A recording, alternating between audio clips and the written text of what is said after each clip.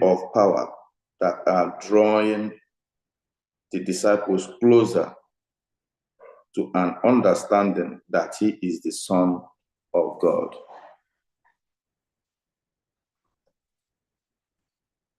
That's what our lesson this today is going to be centered on. On Sunday lesson, it says, calming a storm. These are stories that we know very well. Calming a storm. I want somebody to help us get the book of Mark, chapter 4, verse 35 through 41. Calming a storm. What happens in this story and what lessons can we take from it about who Jesus is? Somebody help us get the book of Mark, chapter 4, verse 35 through 41.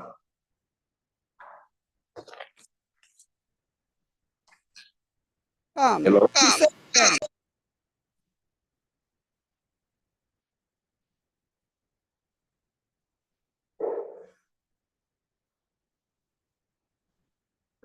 Hello?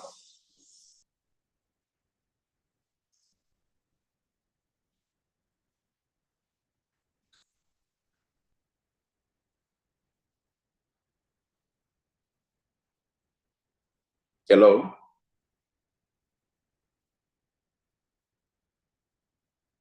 Can anybody hear me? I can hear you. Oh, okay. Maybe it's like the church is not hearing me. We can hear you. All right. Thank you. Mark chapter 4, verse 35 through 41 says, on that day, when evening had come, he said to them, let us go across to the other side. And leaving the crowd, they took him with them in the boat, just as he was, and other boats were with him. And a great windstorm arose, and the waves were breaking into the boat, so that the boat was already filling. But he was in the stern, asleep on the cushion. And they woke him and said to him, teacher, do you not care that we are perishing? And he awoke and rebuked the wind and said to the sea, peace, be still. And the wind ceased, and there was a great calm. He said to them, why are you so afraid? Have you still no faith?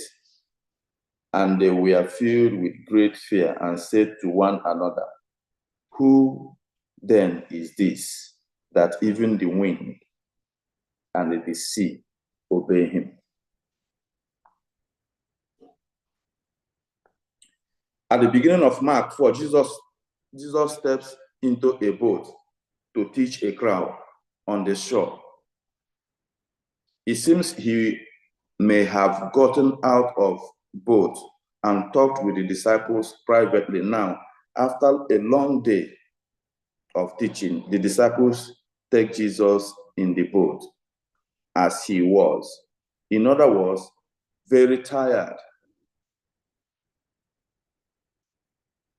This part of the Bible helps us to understand that Jesus Christ was also operating like a human being. He was partly human and partly divine. The powers of what happened in the sea shows the divine powers with him. And also being tired shows the humanity side of him. Like we've learned in the last lessons that Jesus Christ is fully human and as well fully divine. So in this place, in this portion of the Bible showcased this, that Jesus Christ was fully human. As a human, he was tired and decided to sleep. They took him as he was, and he decided to sleep while they were traveling on the water. But while they were traveling, a storm arose in that water, and Jesus Christ stood up and rebuked the sea. And the disciples marveled that, what type of man is this? Who are we traveling with? Who are we traveling with that even the winds and the sea obey him? If we look at what is written in Psalms 104, verse 1 through 9, that will tell us a little bit of who Jesus Christ is. Psalms 104, verse 1 through 9. Bless the Lord, O my soul. O Lord my God, you are very great. You are clothed with splendor and majesty, covering yourself with light as with a garment, stretching out the heavens like a tent. He lays the beams of his chambers on the water. He makes the clouds his chariot. He rides on the wings of the wind. He makes his messengers wings, his ministers a flaming fire. He set the earth on its foundation so that it should never be moved. You covered it with the deep as with a garment. The water stood above the mountains. At your rebuke, they fled. At the sound of your thunder, they took a flight. The mountains rose.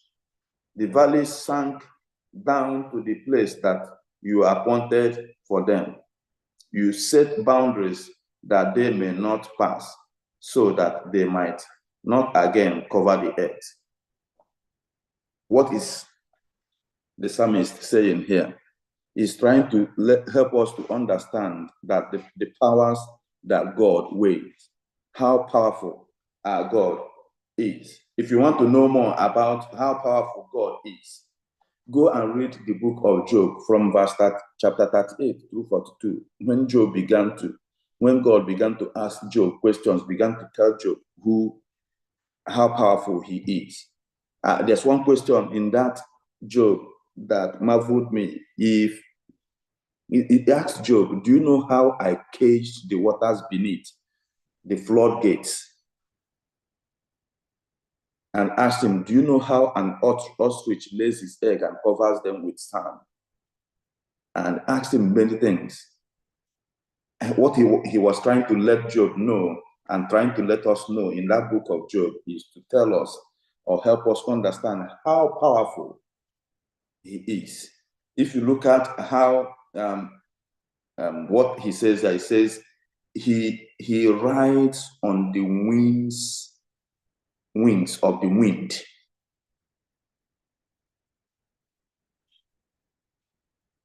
His chariot, the clouds is his chariot.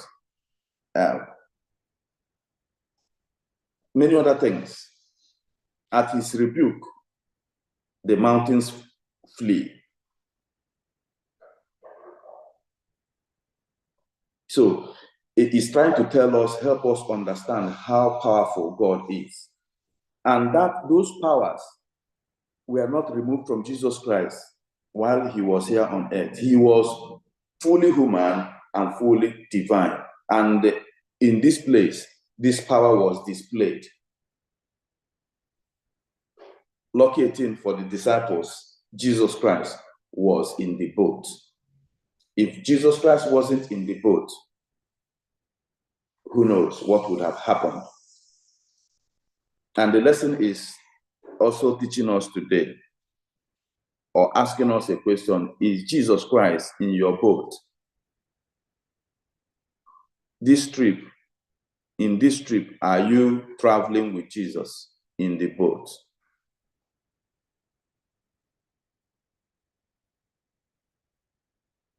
Are you traveling with Jesus in the boat? I open the windows also for questions and contributions. Any question, any contribution on this part of the lesson?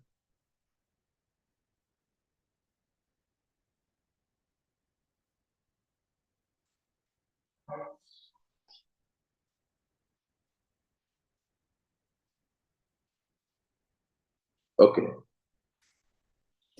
The story of Mark 4:35 to 14 fits within a common biblical pattern, that of theophany, the appearance of God on one of his angels. 5 characteristics are common to these events. 1, the display of the divine power. 2, human fear. 3, the command, do not fear. 4, the words of revelation for which God or the angel appeared. And 5, human response to the revelation. 4 of the 5 are present in this story. The calming of the storm is the display of divine powers. The disciples' fear is the human fear. The question, why are you so afraid, is the do not fear. The disciples' question, who then is this, is the human response. What is missing is the words of revelation. This missing detail plays into the revelation secrecy motive that runs through the entire book, where the truth about Jesus will come out. Here, the disciples' question, who then is this that the wind and the sea obey him, pushes the reader to fill in the answer of the missing words of revelation.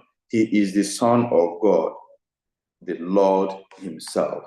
Amen. When miracles happen, what are our responses? What type of responses do we give to miracles? When we see the display of God's power, or when we see the God's power in action, causing supernatural occurrences, what responses do we give? What is up? Can you hear us now? Yes, I can hear you now. Okay, hold on.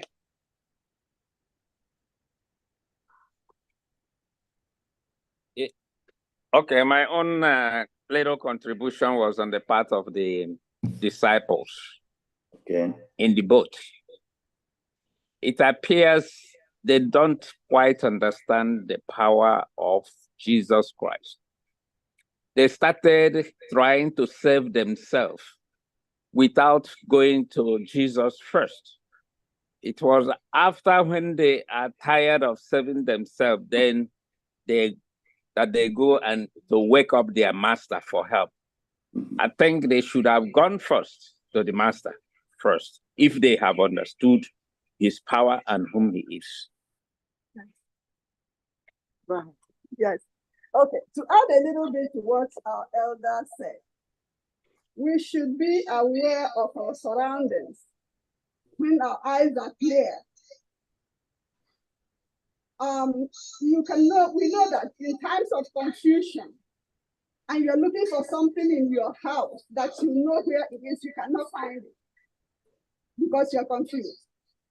So, had the disciple, just like he said, been quite aware of who Jesus was or is, they would not have tried on their own effort. When it had failed them, then they realized that he was on the same boat with them. So now that we are healthy, we are able to talk, we should seek Jesus and know who he is. Because times are coming when we will not be able to talk. Or when we are sick and very sick, we cannot even pray so that we know how to have his strength. Amen. Amen. Okay. I think that they knew who Jesus is, but their mind never told them what to do first. You see, that is one of the dangers of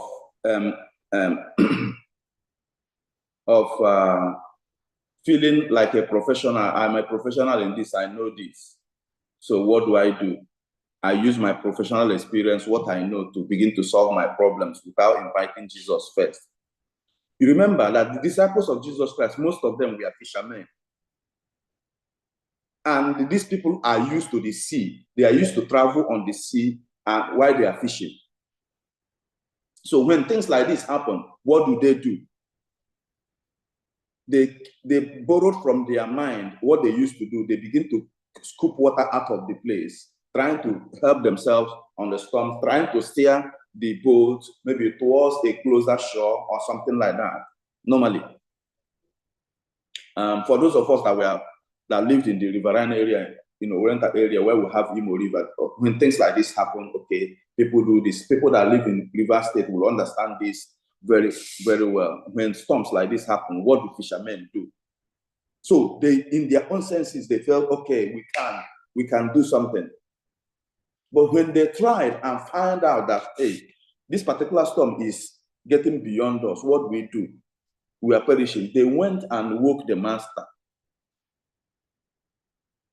and said, Master, carest thou that we are perishing? We are gone. Why you are sleeping? So the whole lesson is teaching us that once Jesus Christ is in the boat with us, once we recognize that Jesus Christ is in the boat with us, we should relax. He got our back.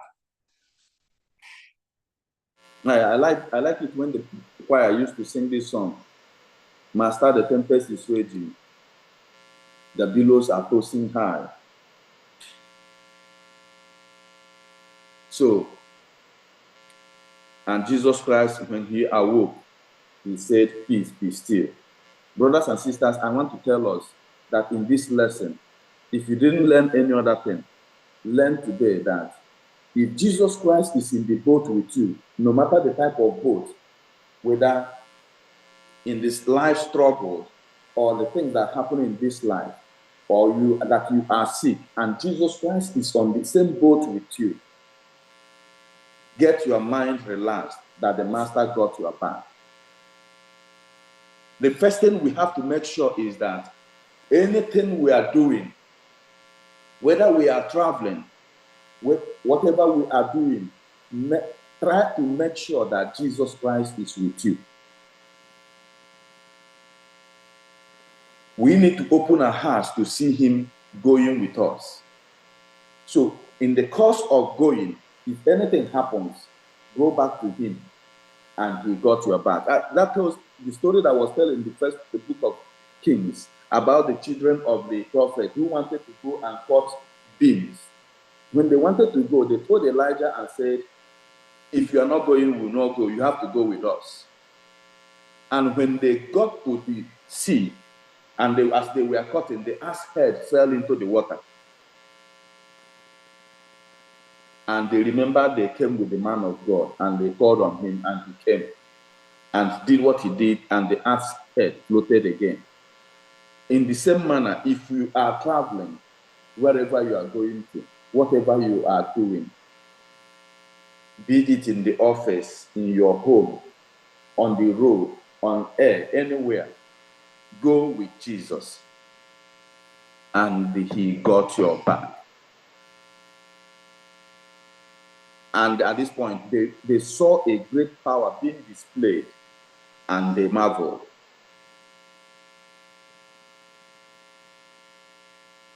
Then the lesson moved on to Monday lesson that says, can you hear a whisper above a shout?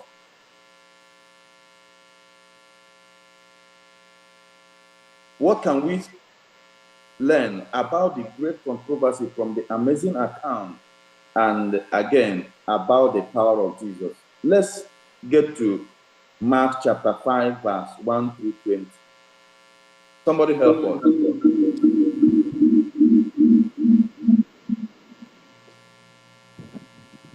Hello? Yeah, go ahead. Then came to the other side of the sea, to the country of the garrisons. And when Jesus had stepped out of the boat, immediately there met him out of the tombs a man with an unclean spirit. He lived among the tombs, and no one could bind him anymore, not even with a chain. For he had often been bound with shackles and chains, but he wrenched the chains apart, and he broke the shackles in pieces. No one had the strength to subdue him. Night and day among the tombs and on the mountains he was always crying out and cutting himself with stones. And when he saw Jesus from afar, he ran and fell down before him, and crying out with a loud voice, he said, "What have you to do with me, Jesus, Son of the Most High God? I adjure you by God, do not torment me." For he was saying to him, "Come out of the man, you unclean spirits." And Jesus asked him, "What is your name?" And he replied, "My name is Legion, for we are many." And he begged him earnestly not to send them out of the country. Now a great herd of pigs was feeding there on the hillside, and they begged him, saying, "Send us to the pigs, let us enter them." So he gave them permission, and the unclean spirits came out and entered the pigs. And the herd, numbering about 2,000, rushed down the steep bank into the sea and drowned in the sea. The herdsmen fled and told in the city that in the country, and people came to see what it was that had happened. And they came to Jesus and saw the demon-possessed man, the one who had had the legion, sitting there clothed in his right mind, and they were afraid. And those who had seen it described to them what had happened to the demon-possessed man and to the pigs. And they began to beg Jesus to depart from their region. As he was getting into the boat, the man who had possessed with demons begged him that he might be with him. And he did not permit but said to him, "Go home to your friends and tell them how much the Lord has done for you and how he has had mercy on you." And he went away and began to proclaim in the Decapolis how much Jesus had done for him, and everyone marveled. Thank you, Amen. sister. Thank you, my sister. That was well read. The story captured what happened immediately. Jesus calmed the storm, and they were able to get to shore. As they were coming down the boat, walking into the city of the Gadarenes, and this man came. And like Pastor asked yesterday, if this, as the man that was described, how chance could not hold him, he had lived among the tombs, and this man was walking towards you, what will you do? And many people gave some responses yesterday evening of what they would do.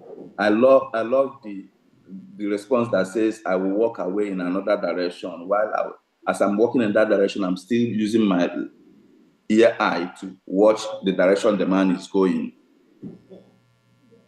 So that is in our normal nature. When something like this happens, what will you do as normal human beings? First of all, we'll try to protect ourselves.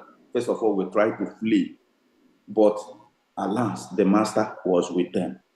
This is somebody that has calmed the sea in their presence, spoke to the wind, and the wind listened to him. He said to the sea, "Be still," and it was still, and they were able to come to shore. And they were with him, and they saw this man running to him. Maybe their faith has not been built up at that level. But the miracles that Jesus Christ do, what are they supposed to do in our lives? I need responses. The miracles that we see Jesus Christ do, what are the essence? What do we need those miracles for?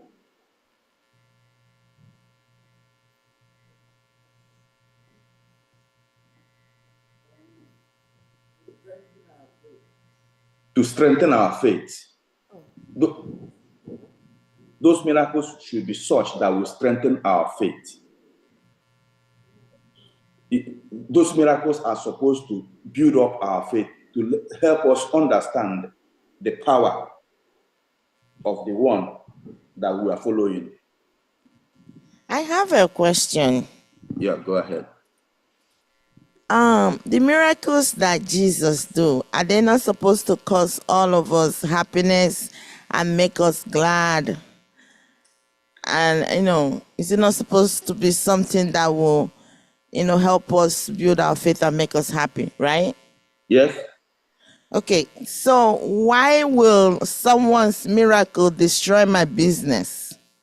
How should I feel if I'm the owner of the 2,000 pigs? That because Jesus healed you, my business had to collapse. How should I feel about that? Okay.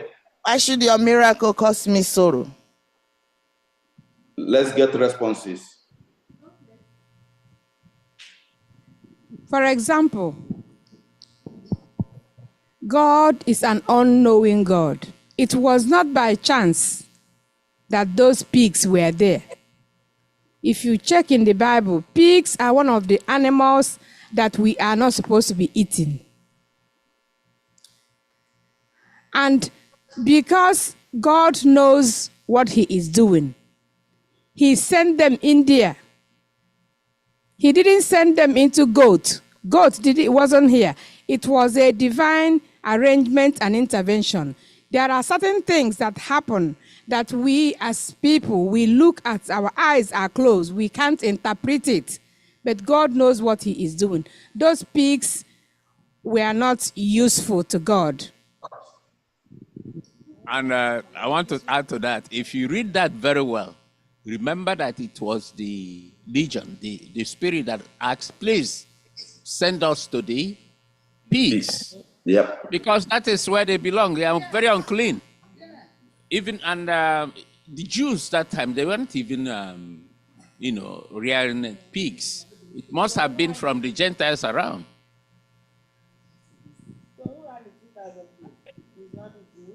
Okay. Thank you, Elder, because that was the point I wanted to raise, that the demons, I remember when they asked the demon, who are you? What is your name? He said, we are legions, because we are many. A legion arm of the army is almost about 6,000. So let's begin to look at that. So more than about 6,000 demons were in one person. And when Jesus Christ spoke to that demon, he says, the demon began to beg Jesus Christ to lead them, just send us into the swine or pigs. But do you realize that it was because of that people rejected him? That people say, please leave our country for us. Yeah, because of course. Yes, right? Yes. So as a Christian, as someone who is following the footsteps of Jesus, I should do something that will make the whole country to reject me and say, please leave us. Am I preaching the right gospel? Okay. Yes? Yeah, yes. Yeah. Yeah. Another thing is, we should be careful. Yeah. They rejected him. They asked him to leave their country, their city, and they did not receive any other miracles he was going to do for them. Those who were about to be healed around that time, around there, they were not healed because they asked him to leave. So we should be careful, because what he did was not wrong. So we should open our eyes. What Christ did, the demon asked him to please cast us into the swine, which he did, right? And they were angry, and they missed out on Christ's miracles, on Christ's blessings. So we should be careful. Thank you, Vicky. See, one thing is that they only saw their side of the business. They didn't see the other side of the coin. The other side of the coin is that this man has been terrorizing the city. Nobody could chain him. Why were they trying to chain him? They were trying to chain him so that he can be calm. If this man appears in any business district, everybody in that line runs away. But Jesus Christ came and solved that problem no man could solve for them. They didn't see that side. They only saw the side of their business that were destroyed. Now, Jesus Christ, and they made Jesus Christ to live. And like you said, other miracles that Jesus Christ would have done in that city were not done. But Jesus Christ did something spectacular. When the man wanted to enter the boat to follow Jesus Christ says, stay behind and tell people what the Lord has done, has done for you. That leaving the man in that city was strategic for the gospel's sake. Because as the man goes about telling people, as people begin to see the man, knowing who he was before and who he is now, they will know that there was a great power display in the life of that man. Yes. The miracles in our lives are supposed to be so that people around us will see the power of Jesus Christ being in display in our lives, that they may come closer to know who our God is. Jesus Christ, go ahead. I have a question. This legion had a legion of evil spirits in him. Mm-hmm. How did he get to that point? And how can we avoid having so many evil spirits in us today?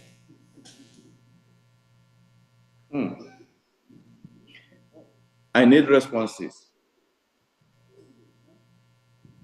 The only way is to surround ourselves and, soak ourselves with the word of God and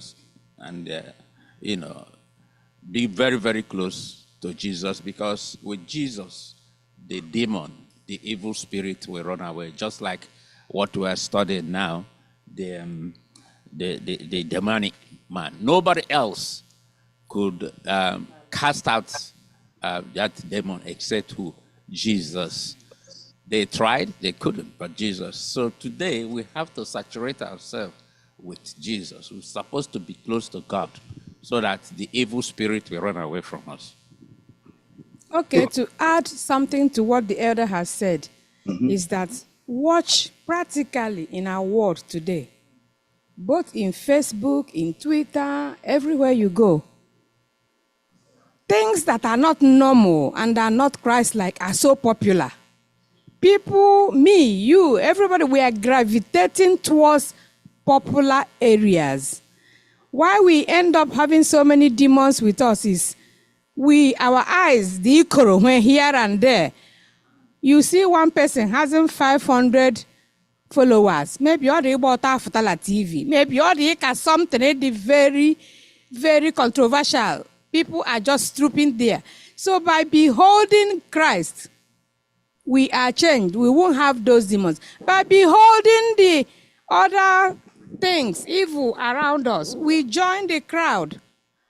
If you look at the people who are in power, even when they come out and say that they will do this, they will do that, you see people, responsible men say, yeah, everybody's joining, going there. You ask yourself, why are people seeing things that are black and they're telling you it's white? And people are trooping there. So we have to, the environment we live and the times we live in makes us to acquire all these demons and we don't even know it. So just like the elder said, it's only to stay in the word and get saturated in it so that and also, yeah, I just want to add that she said it correctly, because we tend to eat it, drink it, associate ourselves too. We go there, we eat it, we drink it, we associate ourselves, and we accept it. So they multiply up to 6,000. again, I just want to add to what everybody has said. If you, like those of us in psych now, if you read a lot of people's diagnosis, you'll be seeing cannabis-induced schizophrenia, drug-induced so and so. So to name it, like if we also stay away from hard drugs, stay away from all these things, it will help too, because by the time You see a lot of young people now having all these things. Their brains are messed up because they smoke a lot of things. You hear K2, I've heard a lot of names of things that people are smoking in this country that I'm asking, what is that? They say it's small, they grind it and they smoke it. They will even tell you themselves how they do it. So I think as Christians and as people of God, we should stay away from so many things that we eat and smoke and drink, because these things too, the Bible has told us to stay away from it. So if we don't obey all these things, the devil, the whatever is going on in our brain will keep multiplying. Yes. Thank you. Okay, thank you, sister. Dechigo, thank you for asking that question. There's a portion, there's a particular portion in the Bible. I don't have that quotation right away, where a demon was cast out from somebody, and Christ was saying, see, if you don't occupy yourself with something better, that this demon will go and bring 7 more, adding to itself, to come and live in. Okay, what Christ was trying to say is that if you allow yourself to be possessed by the Holy Spirit, the devil cannot possess you, because you cannot operate with the 2 spirits at the same time. So at all times, let's find ourselves in the presence of God, immerse ourselves in the place of prayer, and constantly seek the presence of God. Then the demons will leave us. Yes, Mommy Alosi, you wanted to say something, right? Yes, I wanted Go ahead. to say, you said part of what I wanted to say. There's this saying that they say Rome was not built in a day. Mm-hmm. The demons were accumulated over the years. Yes. The prompting of the Holy Spirit comes and we ignore it. We keep accumulating without sweeping out. Like the man Christ healed and told him, beware. So if you leave yourself empty, if you leave the heart empty, then Satan has a chance to come in and take over. If Christ is not in it, obviously Satan has to occupy it. Mm-hmm. Then let's not also forget the whisper aspect of this lesson. The man with the demoniac, even with the loudness of the devil, right inside, underneath his breath, he was really clamoring for help. He was whispering, please heal me, help me, I need help. So it behoves us to tell Christ that we need help, because he has already told us, ask, seek, and knock. So this is what this lesson is trying to tell us.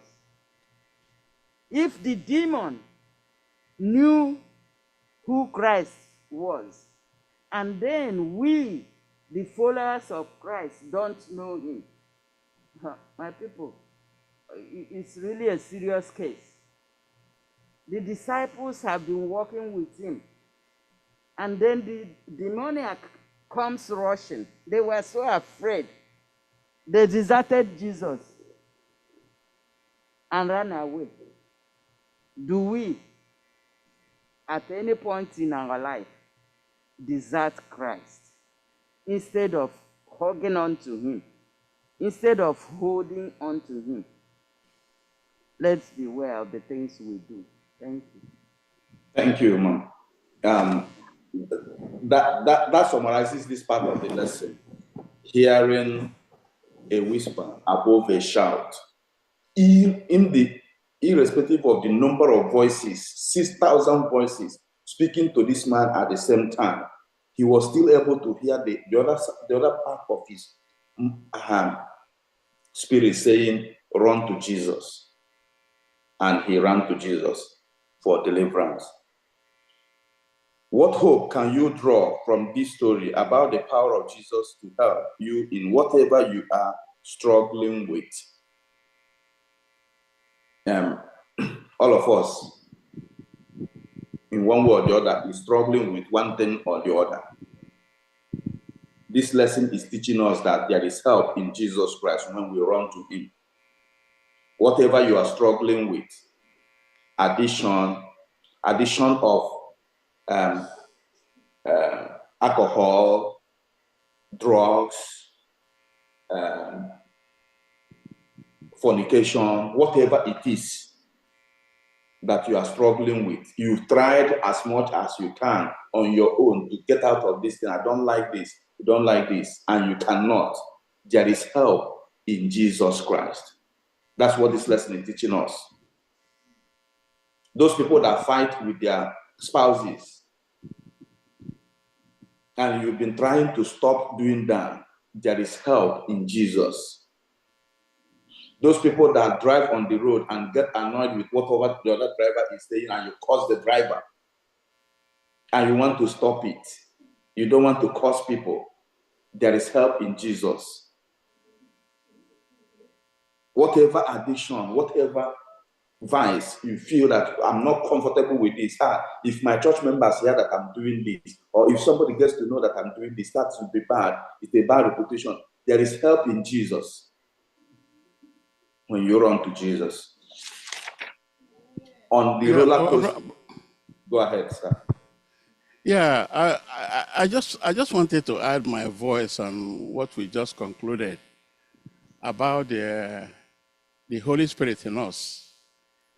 I just want to note that the function of the Holy Spirit is not to prevent the devil from tempting us. No matter how much we have in us, that temptation will come. There's a war going on between God and Satan. The great controversy still rages on in our lives every day. The function of the Holy Spirit in us is to direct us and teach us the right way to go. The choice is still ours.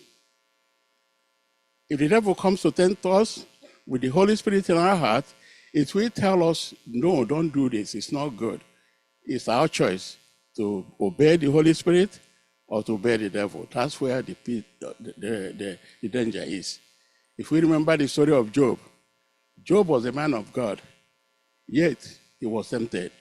The Holy Spirit was in him. He was still tempted, but he made the right choice. So what we need to pray every time is when we get that Spirit, Holy Spirit in us, that we will be able to make the right choices when the temptation comes. Yes, Brother Emeka, just before we also leave this area, I also learned from this lesson that the devil cannot just inhabit us, cannot just get into us if we did not give the devil the permission to do so. And we also saw that the devil asks for permission to even get into the pigs.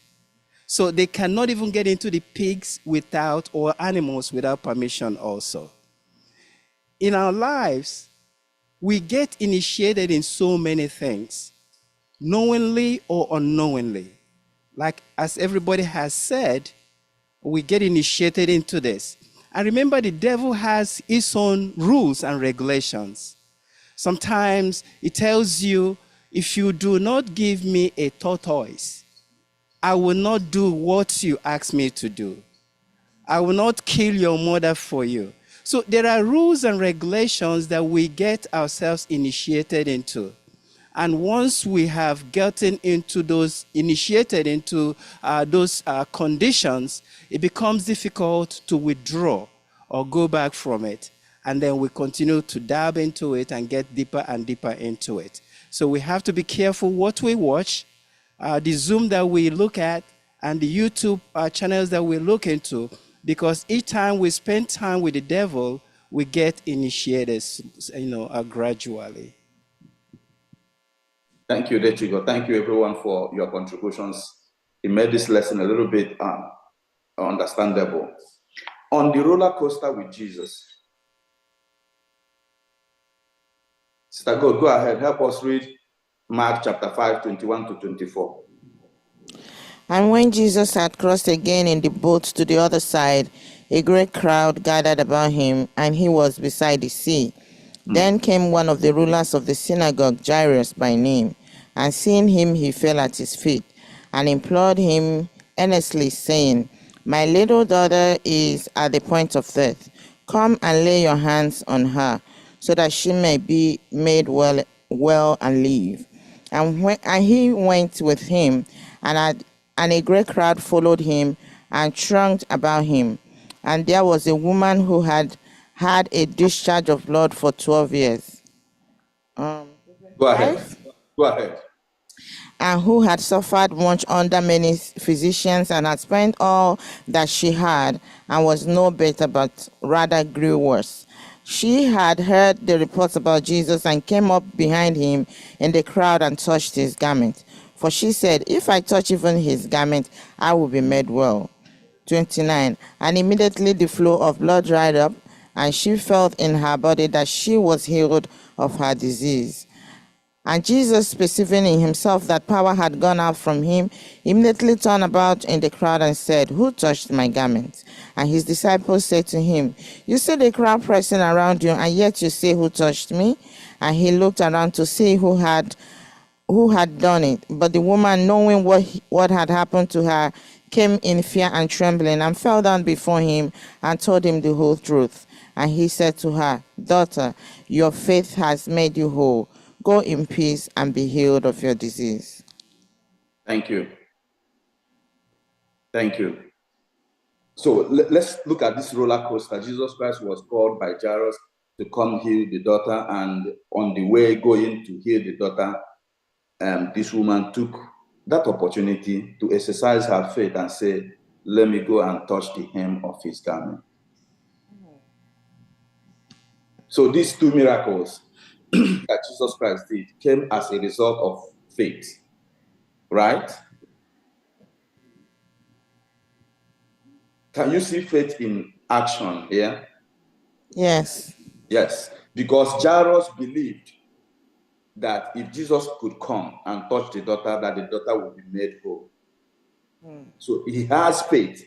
He had faith in what Jesus Christ can do.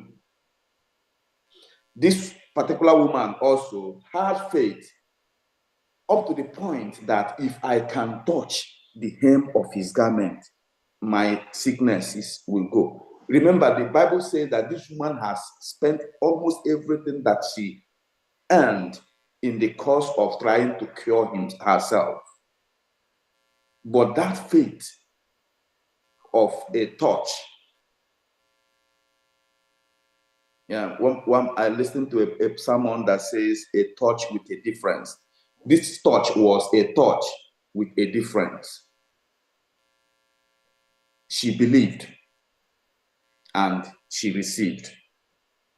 Brothers and sisters, the lesson is trying to tell us that Jesus Christ has a lot of power to heal and to deliver. He has a lot of power to help us come out of whatever we are struggling with. He has a power to calm the storm of our lives. Let faith rise in us to touch him.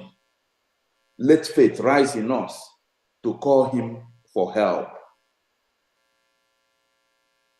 I'll always tell people about this. There is one prayer that I know that Jesus Christ answers instantly. It doesn't take minutes. It doesn't even take seconds. He answers you while you are still praying. And that's the prayer of, "Lord, I have sinned. Please forgive me. Lord, help me." Remember Peter, when Jesus Christ was walking on water, the very moment he said, "Lord, help me," he received help. Ask for help from Jesus Christ in whatever circumstance you find yourself, and he will send you help. Believe in him. That faith that he can do it will make you whole. That was what healed Jairus' daughter and the woman with the issue of blood. Teacher. Yep. I'm a little bit confused here. Okay. Can we have faith in something without believing in it? Because even the author here made mention that Jairus was one of the religious leaders against Jesus. And it was out of desperation that the daughter is dying that he went now to Jesus. Now, I know he said he has faith that he can cure the daughter. They know that the power of Jesus, even these Pharisees, but they don't believe in Jesus, that is the Messiah. And this religious leader now, because the daughter is dying, then he went to Jesus and said, please heal my daughter. Now, can we have faith in something that we don't believe in?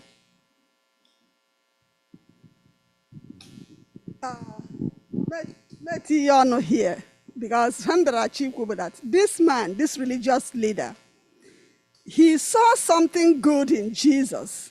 He heard about the things, the miracles Jesus has been doing. But it's true now that his daughter was dying. He was desperate. But Jesus, he came alone. The Bible says he came alone to seek him for help. So follow Adegema, because the crowd is going that way. You tend to follow them. Stand on your own, be yourself, exercise your own opinion. You condemn me because others are condemning me. That religious leader, Jairus, saw something good in Jesus and he went alone. Let us try to stand alone, to go alone and seek Jesus. He is going to answer us. Okay. Dozie, you want to say something? Sorry, my dear, it was off. Yes, thank you. You know, we studied about the seeds. They fell on good soil, stone, on thorns, and on the roadside. And like Chigo highlighted some time ago, we are different seeds, and we move around those conditions. We might be on the thorn today, or we are being choked, and we move because something has happened to us. We have met something. Maybe you're sick. Maybe you are broke. And something happened. Within a second, somebody who saw you yesterday will not know that you have made a decision, a different decision, because of problems, because of situations. For him, it's possible. We cannot really judge him completely and totally. And neither can we say that somebody is written off, even when they are still breathing. It's possible that this daughter of his, precious to him, is dying. And he listened, he turned around and did what is good. So we can also do the same. We can be like him. And from our tribulation, we go into believing Christ and doing what is right and having faith. Okay, I just want to talk from this part of another dimension of what we're looking at. You see, when you talk of desperation, nothing should happen to your daughter. To a man will run will do anything when the daughter is involved. I don't want to talk about it because these two little girls that God gave to me is running. I know what happens. So I'm putting myself in the shoe of Jairus when you say my daughter is sick. Seriously, you will do anything. You will do anything. Okay, aside that, let's look at the man Jairus and what we are in the line of what we are discussing. This man Jairus was part of the people that do not believe in what Jesus Christ is doing. Why? Because of their positions. If we allow this little boy to continue to do this thing they are doing, our position in this and the Sanhedrin, position in the Senate, our position in this, we will no longer hold it. People will begin to follow him. So let us paint the picture that we do not believe him. But at this point in time, when the book comes to show he has to believe. I'll say, hey, I will take a secret move to go and meet this man because this is where I know I will find solution. That was the same thing that made Nicodemus to come to him by night.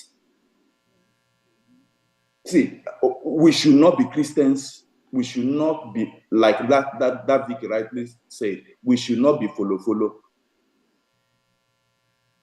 following people because of selfish gains. Jesus Christ has healed many people, and this man knows quite well that this what I'm looking for. This my daughter will not die. What I'm looking for is found in Jesus Christ. I am heading to Jesus. Have you recognized that your help can only come from Jesus? Why not run to him now? That's what the lesson is just telling us. Run to him for help. Don't let what people say about Jesus Christ. Well, I don't know about what goes on in New York. Here in California, a lot of things happen. The liberal nature of this place, man, I can't explain it. They will tell you a lot of things. You don't even dare mention, come to preach to somebody. Isn't it? The way they will wave you. Don't let what people say stop you from going to seek help from Jesus. There is help in Jesus. I will stop that part of the lesson there and move to rejection and reception. Rejection and reception. Now, before I say anything on rejection and reception, something came to my mind. It says, why Jesus Christ is still going to heal Jairus' daughter. If you also have your own complaint, tell him on the road. Jesus Christ can take care of little matters before he moves to the main appointment. He is not tired. He neither sleeps nor slumbers. That's what my mind was telling me to chip in that place. While you are doing this, still ask Jesus Christ for help on the road. On that roller coaster, you can also get help. Rejection and reception. Why did Jesus' hometown people reject him?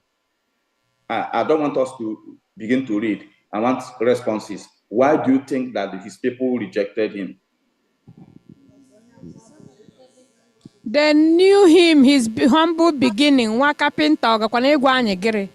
Right. Right.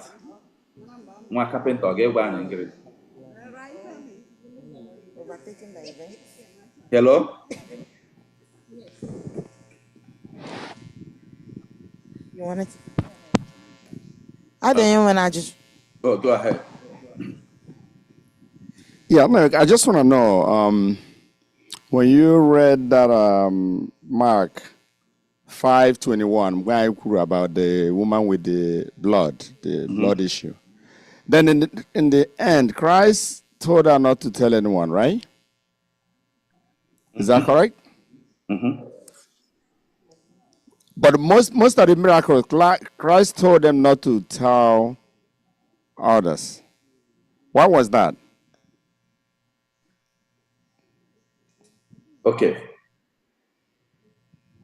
I wanted to talk about why the wise at the end, why Jesus Christ told the man, the gathering, the man on the tomb, the demoniac, why he told him, say, go back and tell your friends what the Lord has done to you, and why he told these people, do not tell anybody. I wanted to talk about it at the end of this lesson, but since you have asked the question, let us get some responses. Why?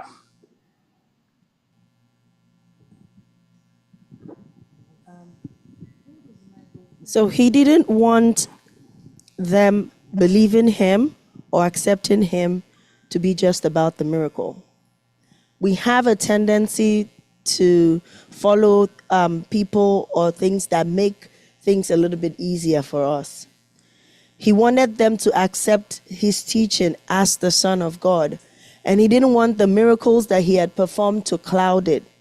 We have a way of making people exalting pastors and people of God, even as human beings now, we exalt them far above whom God is. We call them our daddy, man of God, whatever. The kind of reverence we give them would distract from the message that is supposed to be passed, which is repent, for the kingdom of God is at hand, which is faith in Christ. So there was a tendency for them to lose focus on what he was preaching and only focus on the miracle that he was going to do or he was doing. So I think that was why God said, don't go and tell everybody, because that is not the only thing that I'm here to do. I am here to save you. Another version of this area my sister is talking about is that, you know, when we started this book of Mark and this lesson, I think it was premature for them to start talking about the things that Christ has done. Okay, now, see how the fact that he sent the heads into the sea made them to say, leave our country, leave our village, whatever. If they started talking about him early enough, he wouldn't have been able to even accomplish much. He has a specific time to do what he has to do on earth and go back to heaven to prepare a place for those who love him. So Christ didn't want the advertisement too quickly, because what it would have done was they would start pursuing him way, way early. And he will, go before his time. Though he's God himself, he can withstand anything. But it was premature for them to advertise him. That's why he slowed them down. So, now he had to leave after the demon possessed and left and kept going. Those people who were supposed to get the healing in that area, I'm sure there are people who he didn't get to before he left there because he had to leave. Okay. Dihan, did you get some satisfaction in those answers? Yeah. Go ahead.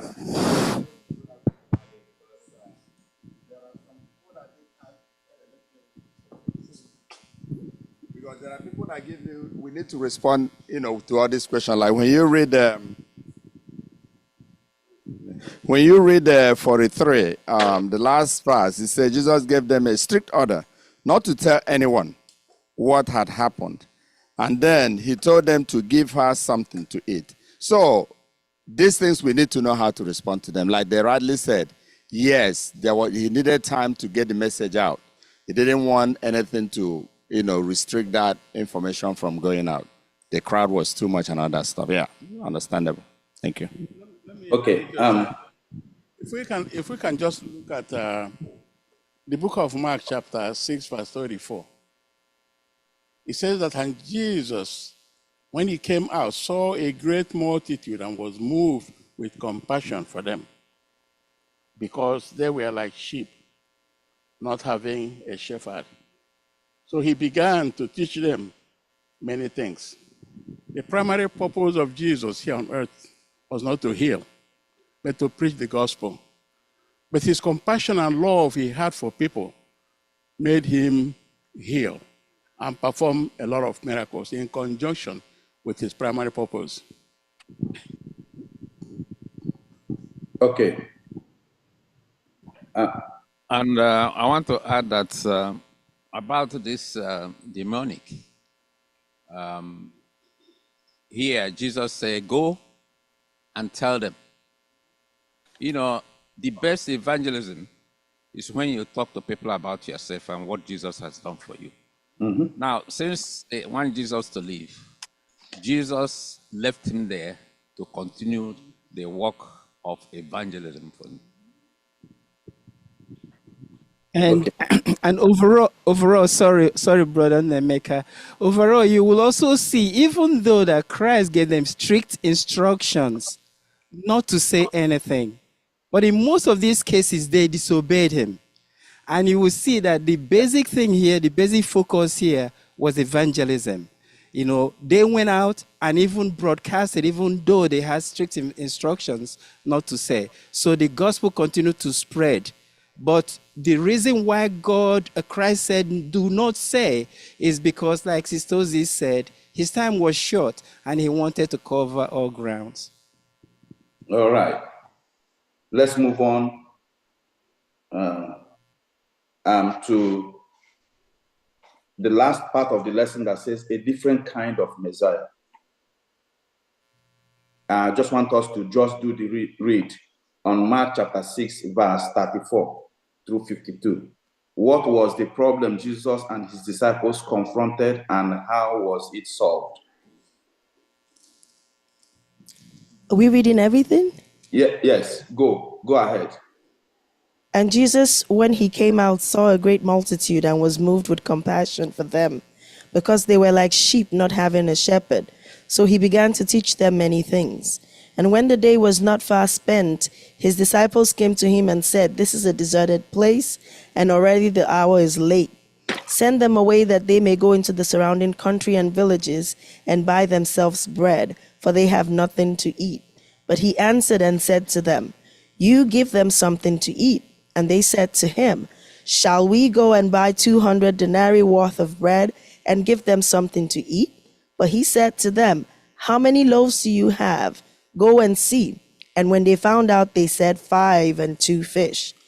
Then he commanded them to make them all sit down in groups on the green grass. So they sat down in ranks, in hundreds, and in 50s. And when he had taken the 5 loaves and the 2 fish, he looked up to heaven, blessed and broke the loaves, and he gave to his disciples to set before them. And the 2 fish he divided among them all. So they all ate and were filled. And they took up 12 baskets full of fragments and of the fish. Now those who had eaten the loaves were about 5,000 men. Immediately he made his disciples get into the boat and go before him to the other side, to Bethsaida, while he sent the multitude away. And when he had sent them away, he departed to the mountain to pray. Now, when evening came, the boat was in the middle of the sea, and he was alone on the land. Then he saw them straining at rowing, for the wind was against them. And the 4th watch of the night, he came to them, walking on the sea, and would have passed them by.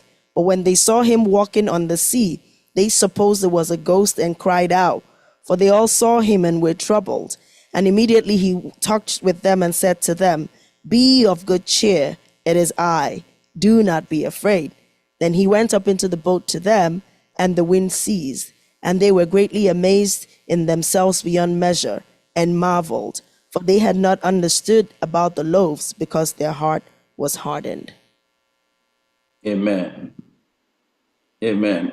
I just want to have 2 sentences and I'm done in this part, in this lesson.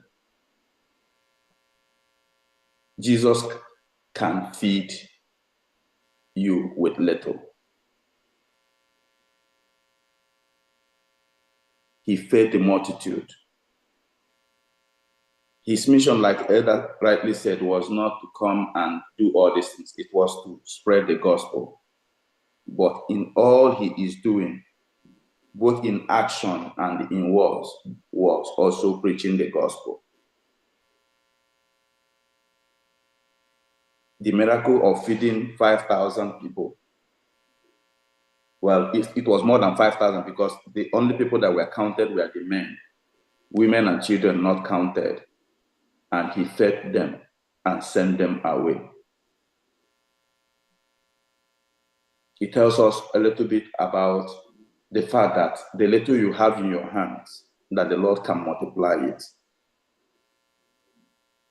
and make it a great tool in his hand for the furtherance of his gospel. In your little corner, no matter how little it is, use it for whatever you have, resources that you have, use it for the master.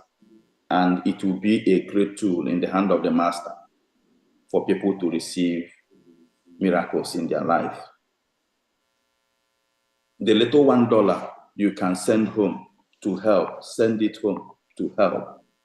It will go a long way to help one person or two down there. anywhere in the world. There are many places in the world that need help. You can send help by your little $1, and the Lord will multiply it. God has the power of multiplication. It is in his hand. So what kind of story? What should this story tell us about the correct understanding of prophecy is important. If a false understanding of Christ's first coming led to disaster for some, how much more so could a false understanding do the same for some in regard for his second coming? So understanding prophecies is very, very important in our lives. The kind of Messiah that Jesus Christ is not the kind of Messiah that is coming to liberate us from the suffering and everything that is going on earth. But it's a kind of Messiah that can lead us to the eternal kingdom. People came to eat, believing that the food they are eating, most of people were coming to Jesus Christ because of the food they were eating. That is not what Jesus Christ came to do. Everything that he did was geared towards the mission that he came to save people to the kingdom of God. So in whatever we do as a church, as an individual, both in independent ministry, as collective, as a church, and whatever, let it be geared towards fulfilling the purpose for which the Master has called us, which is the gospel.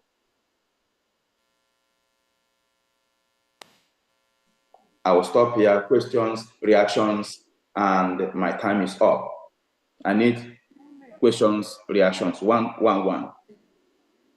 But Nemeka, your time has been up a long time ago. Mr. Chairman, her hand is up. Give her the opportunity. Mr. Chairman, here, go ahead. Okay, sorry. I wanted to point out something. I was studying one of the lessons, and the woman with the issue of blood, when she touched Jesus, and God saw that the strength went out of him, he could have kept quiet if he was interested in people not spreading the news. He could have kept quiet because the woman has been healed already. Everything is done. But he wanted to prove a point because this is a woman that has been suffering for years. And if she just went about business, anybody not knowing that she has been healed, people will still be avoiding her or spreading rumors about her and things like that. But I guess to me, I felt like God wanted to tell people too, as you know, that this woman has been healed by him. So, like one of the questions said that why did God tell people not to say anything? But he's the one that revealed this woman, that pointed this woman out. So it's like kind of like I don't know how to look at it. You're telling people not to say anything, but you just see this woman. You could have kept quiet about it, but you had to tell everybody. Always a reason for what he did, and you already answered your own question, Sister Choma. You said that he had to do that so that people will stop avoiding her. So there's a reason for what he does, and there's a reason for why he told them not. His time is not our time. His plan is not our plan. Amen.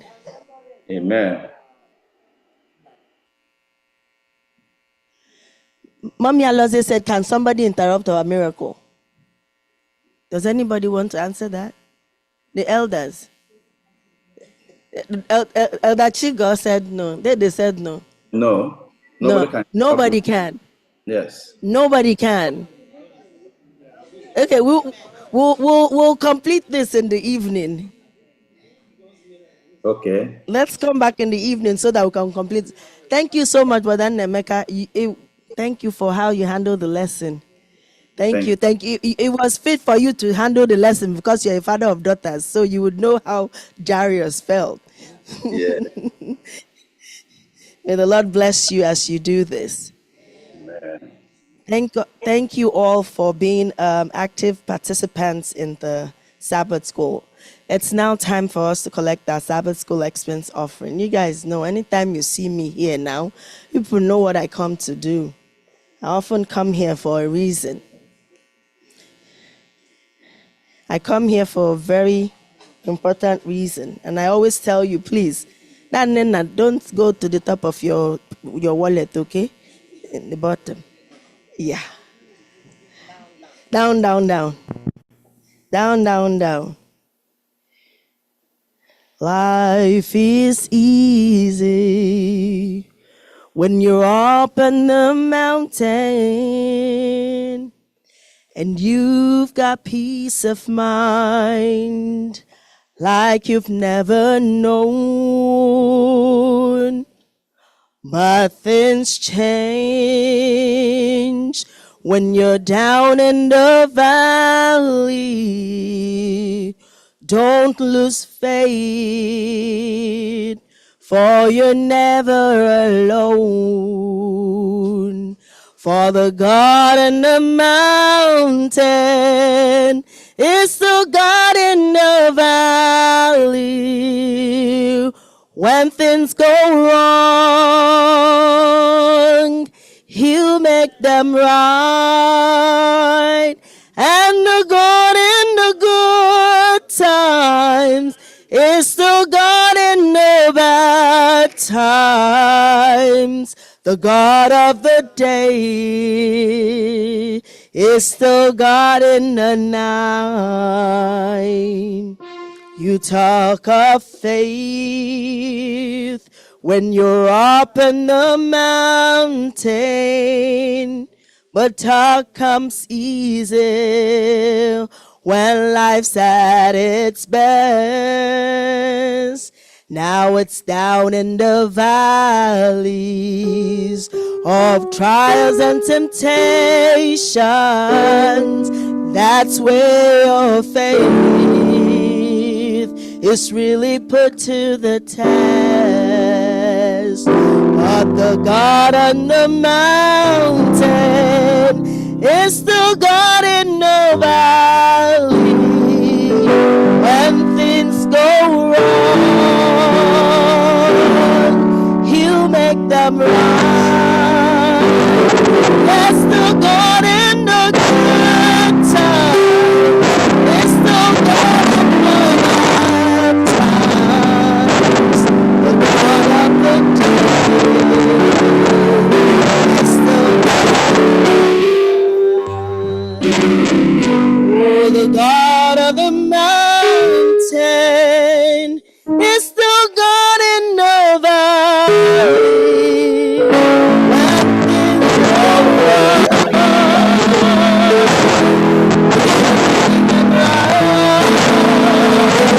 oh, the God in the good times is still God in the bad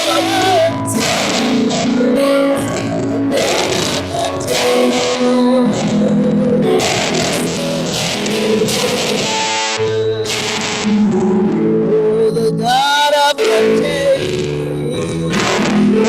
is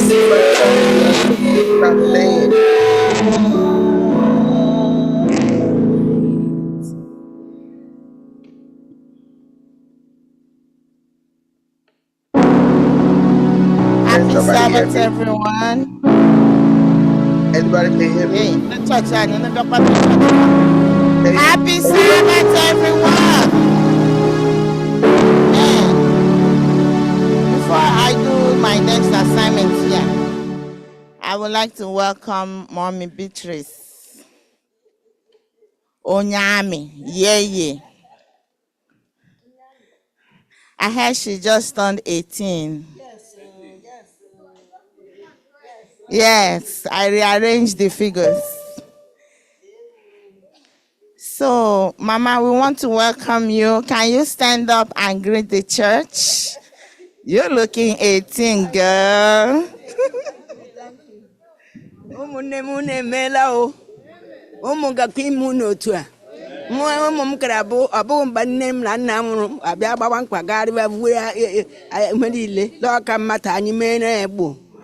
kara ode ehi agaghị ma hụ so ogbomonye ndị adọtụla aga mega was manga and anyị aga ndị mere ya mere ya ha soro ma na-emere onwe mara mma ogwe anyị adịkwa ile anya na ụmụ anyị nke ime iwe n'anyị me nga mara anyị mma nga bara anyị n'obi n'aha Jesus. Amen. You're welcome, ma. We pray that the Lord will grant you many, many, many more years in good health in Jesus' name. Amen.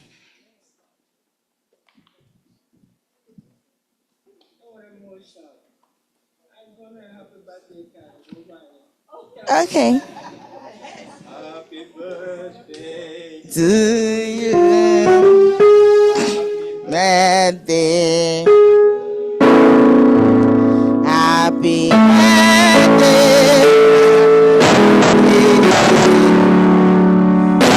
Happy birthday.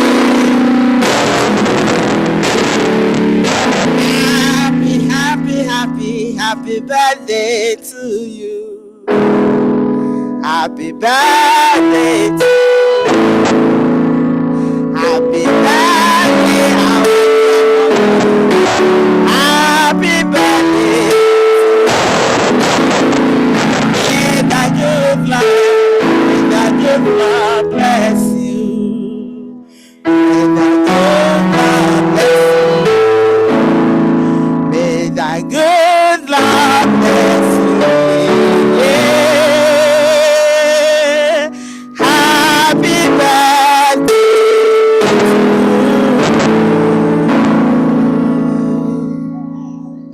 Amen.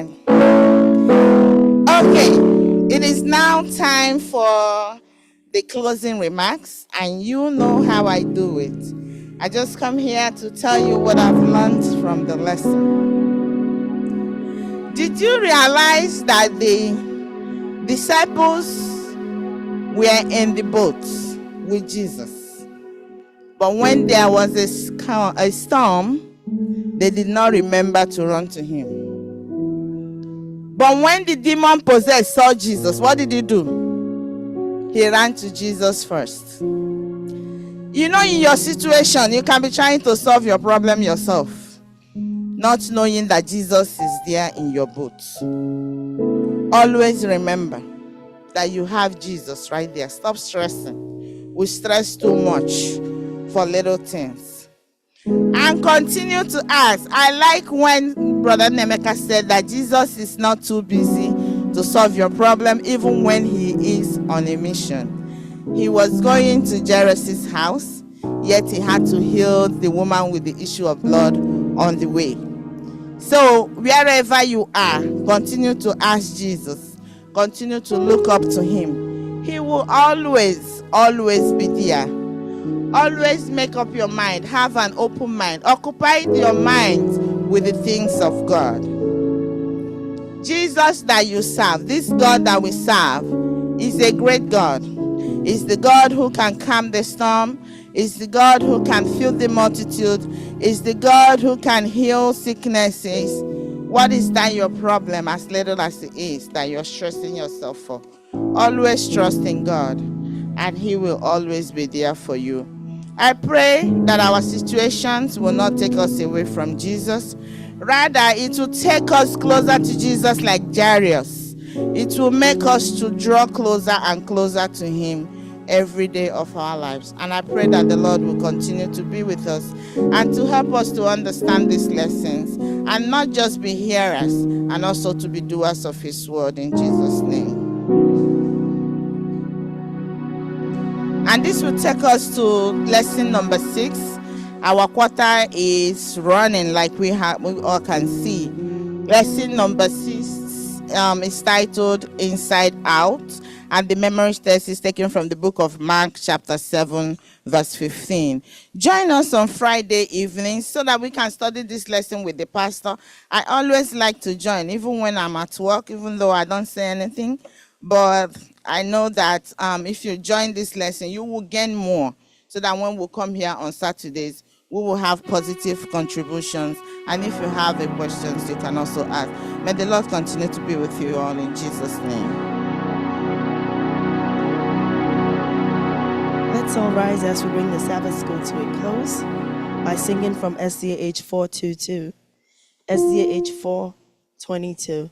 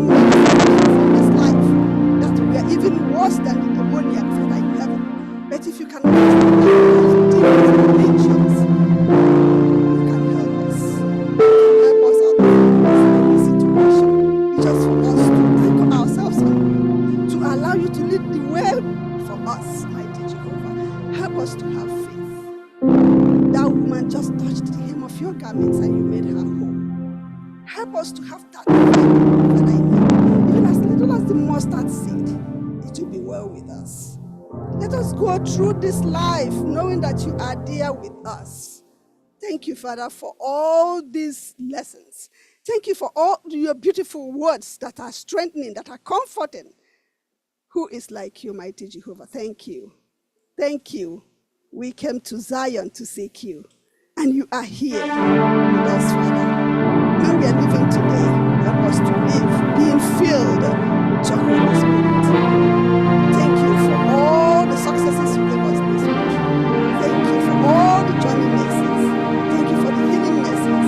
Thank you, mighty Jehovah, for loving us and encircling us with your arms of love. In everything, may your glory shine. Stop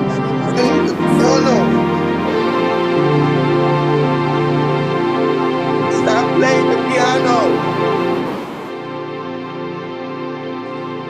Amen. Thank you all for joining us for the Sabbath School today. Please join us same time next Sabbath. And for those of you online, thank you all for also worshiping with us.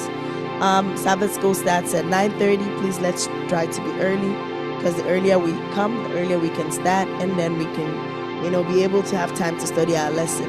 The Lord bless you as we all do this in Jesus' name. I'm going to do it a little bit different. You guys are used to us singing, we welcome you on Sabbath day, right? But there was something that Chinyere said when she was playing, and I want us to remember that song. With Jesus in the vessel, we can do what?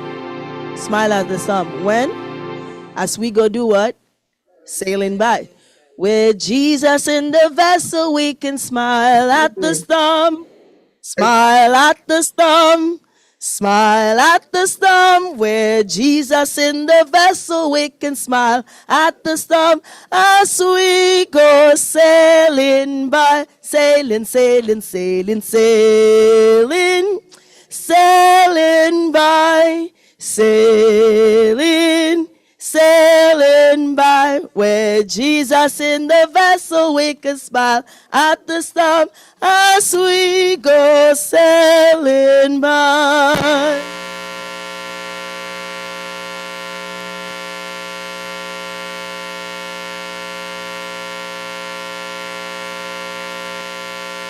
Happy Sabbath, church. Happy Sabbath, church.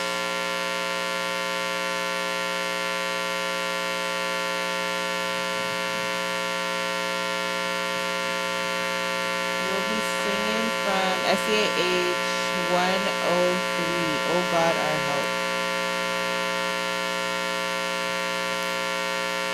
Oh God, our help in ages past, our hope for years to come, our shelter from the stormy blast, and our eternal home. Under the shadow of thy throne, still may we dwell secure. Sufficient is thine arm alone, and our defense is sure. Before the hills in order stood, or earth receive her frame. From everlasting thou art God, to endless years the same.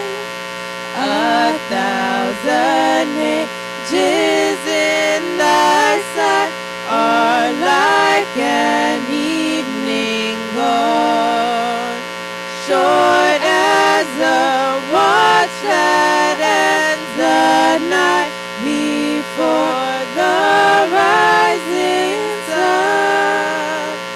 Oh God, our help in ages past, our hope for years to come. Me thou art God.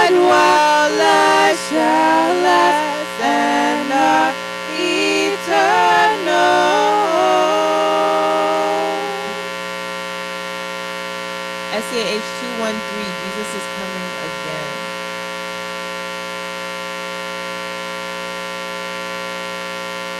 Lift up the trumpet and loud let it ring. Jesus is coming again. Cheer up, ye pilgrims, be joyful and sing. Jesus is coming again. Coming again. Coming again. Jesus is coming again. Echoing hilltop, proclaim it ye plain. Jesus is coming again. Coming in glory, the Lamb that was slain.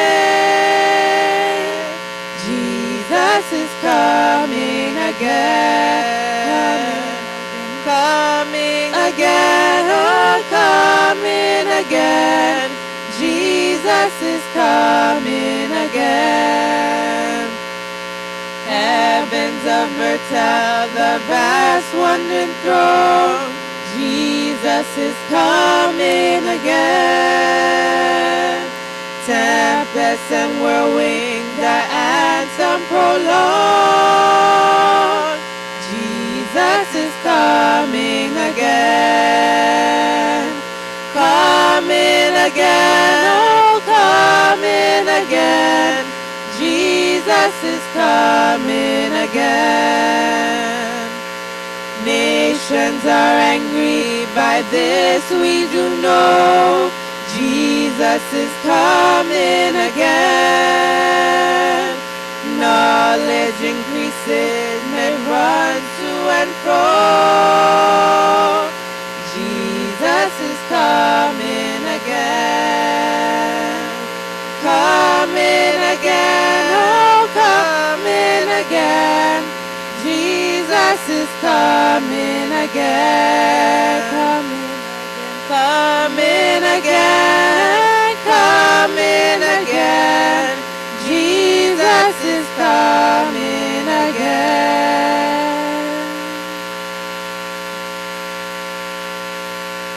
334.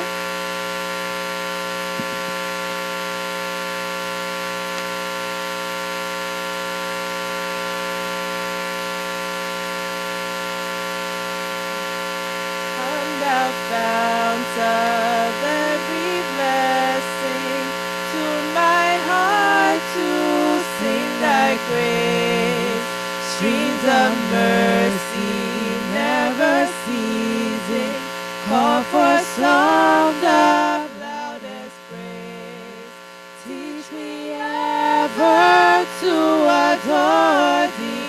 May I still thy goodness prove, while the hope of endless glory fills my heart with joy and love.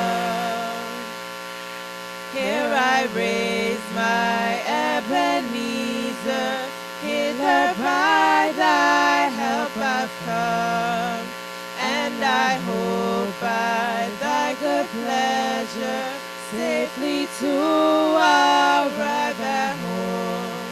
Jesus saw me when a stranger, wandering from the fold of God.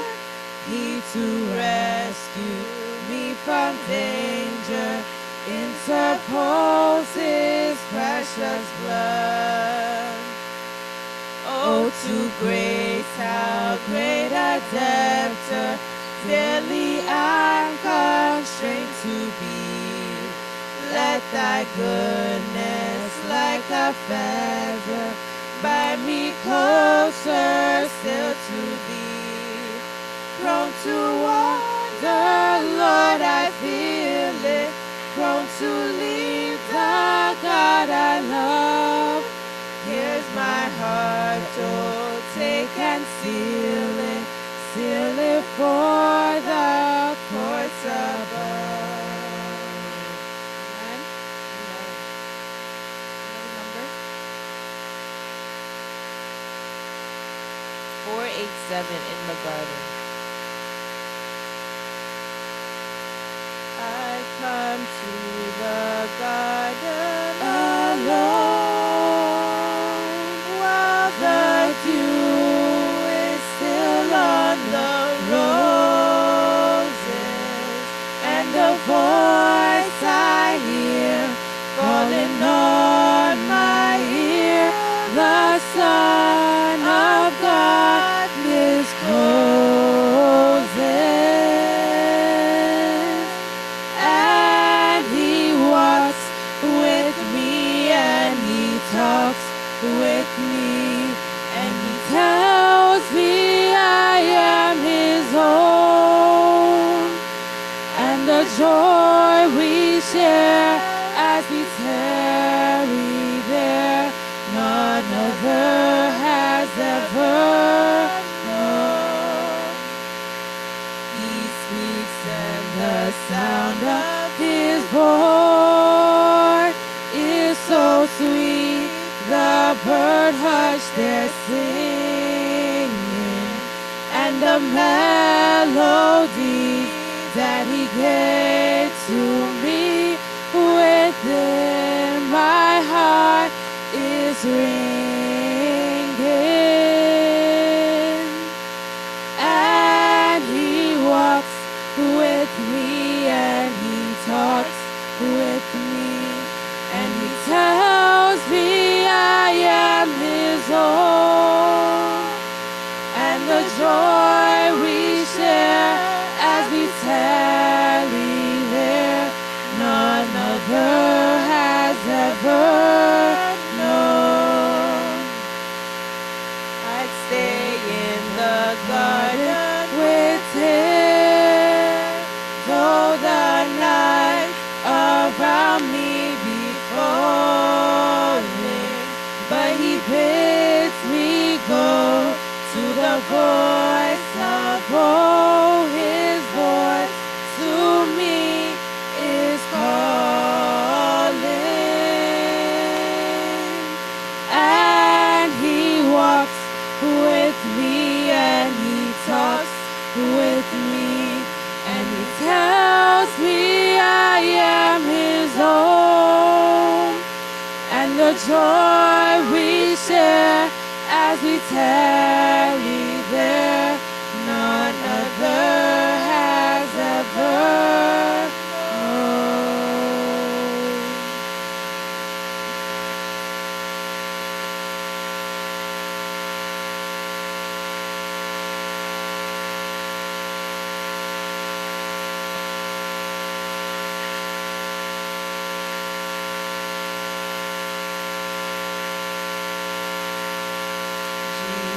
Jesus with my church abide, He has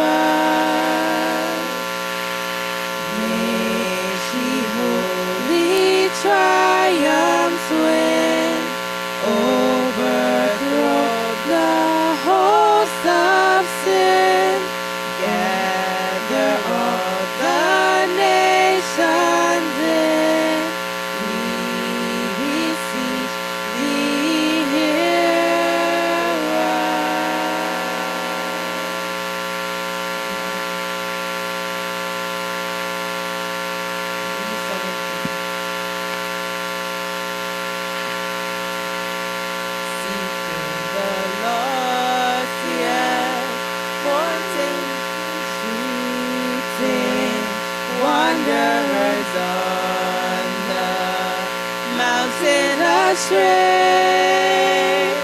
Come unto me, his message repeating, words of the Master speaking today. Going afar upon the mountain, bringing the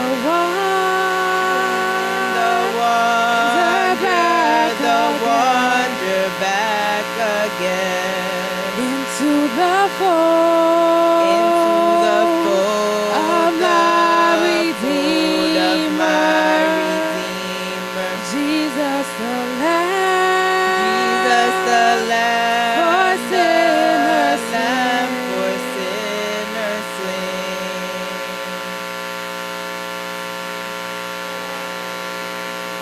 Pointing to Jesus, those that are weak and hearts that are sore, leading them forth in ways of salvation, showing the path to life evermore.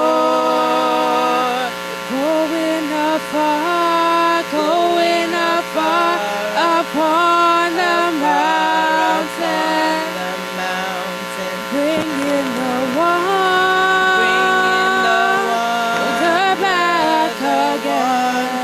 back again into the fold of my Redeemer, Jesus the Lamb.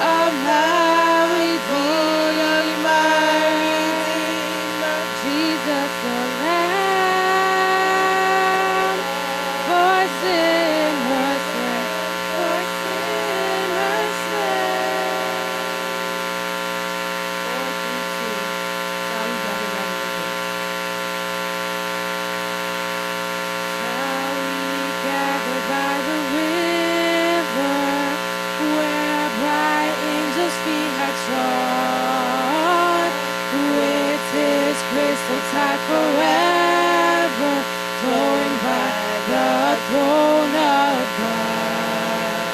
Oh yes, we'll gather at the river, the beautiful river. Gather with the saints at the river that flows by the throne of God. On the margin of the river, washing up a silver spring, we will walk and worship beggar all the happy golden days.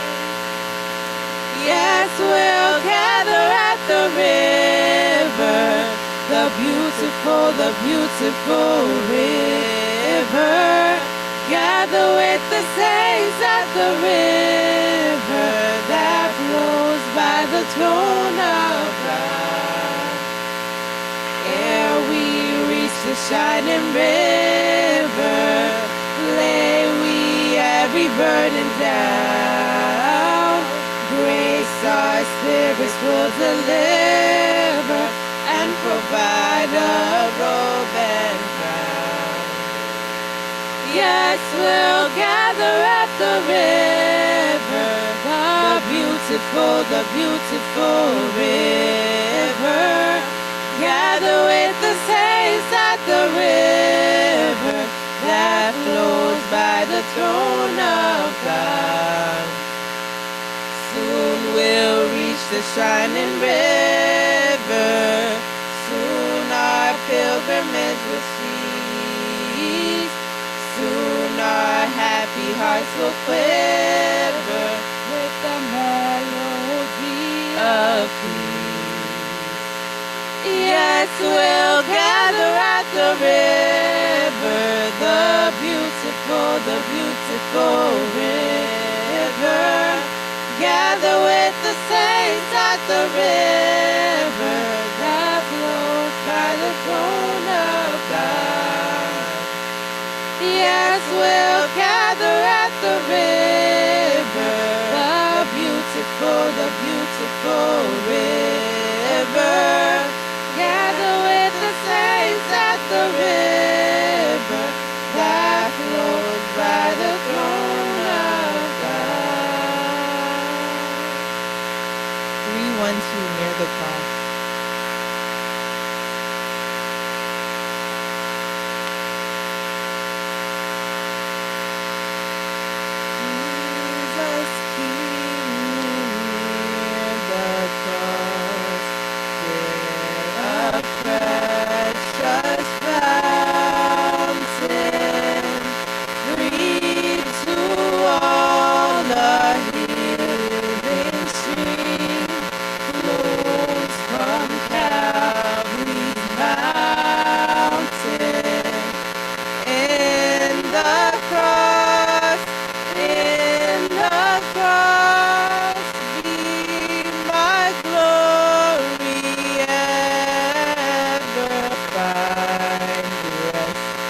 Beyond the river,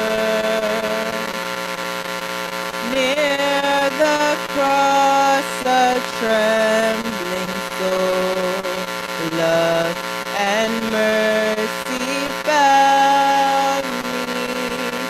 There the bright and morning star sheds its beams around me. In the my glory ever, till my raptured soul shall find rest beyond the river. Near the cross, O Lamb of God, brings its scenes before me. Help me walk, shadows o'er me. In the cross, be my glory ever, till my raptured soul shall find rest beyond the river. Near the cross, trust in never, till I reach the golden strand, just beyond that river. In the cross,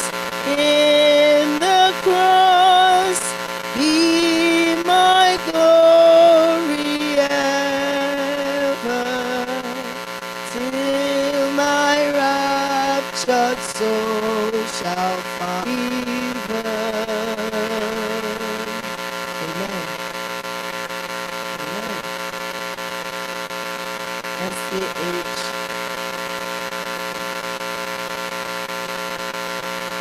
272. Give me the Bible.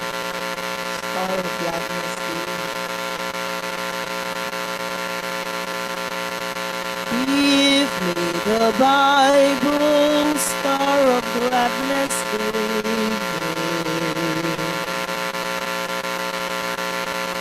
give me to cheer the wanderer, lone and tempestuous. No storm can hide the peaceful radiant beam. To Jesus came to seek and save the lost. Give me the Bible, holy message shining. Thy light shall guide me in the narrow way. Precepts and promises vanish in eternal day. Give me the Bible when my heart is broken, when sin and grief has filled my soul with fear. Give me the precious thoughts by Jesus spoke. Hold up its lamp to show my Savior near. Give me the Bible, holy in a narrow way. Precepts and promise, law and love combine, till that shall vanish in eternal day. Give me the Bible, all my steps enlighten. Teach me the dangers of this realm's below. The lamp of safety, or the gloom shall brighten. Give me the Bible, holy message shining. The light shall guide me in the narrow way. Precepts and promise, law and love combining, till night shall vanish in eternal day. Amen. SDA H286.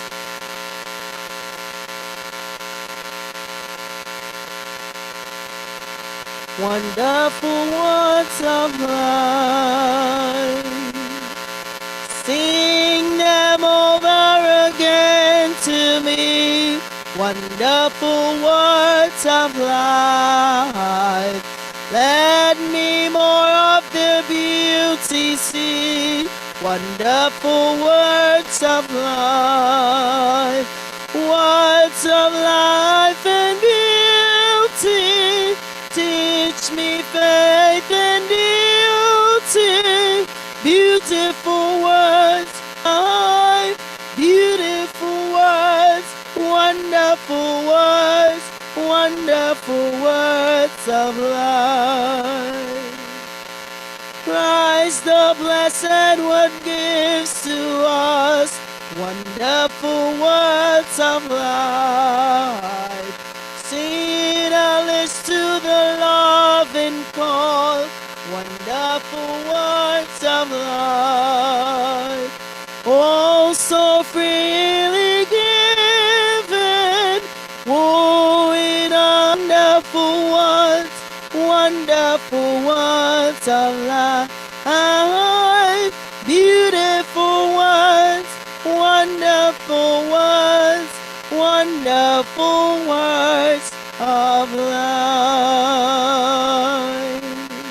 Shall we all rise?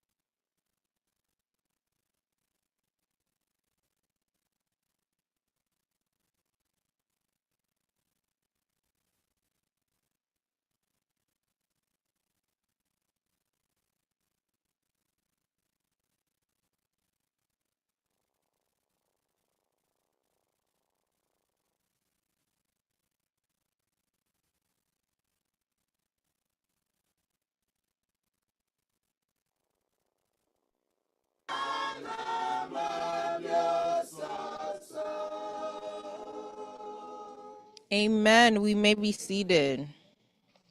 These are our announcements for today. Let us remember the bereaved families that the Lord members. May the Lord continue to grant them healing. Amen. The renovation of our church is still going on, and we plead for your understanding and cooperation as we continue to worship in this fellowship hall.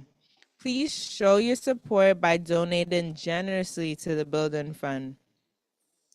There will be a brief, important church board meeting immediately after divine service. All members must attend. There will be women's ministries. Elder Austin Wampa will be presenting his triple book launch at 5 p.m. tomorrow. Please endeavor to join on Zoom and show your support. Amen. Education Week of Prayer begins August 11th and ends August 17th. As part of our annual Education Day, it will be hosted on August 17th.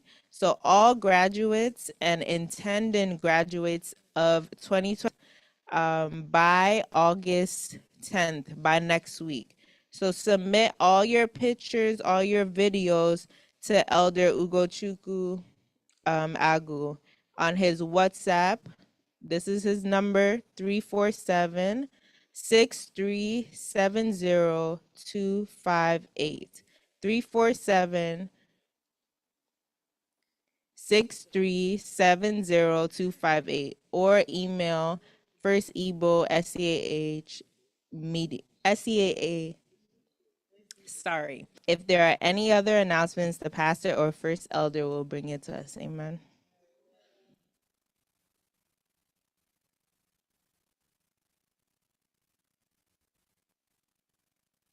Happy Sabbath, church.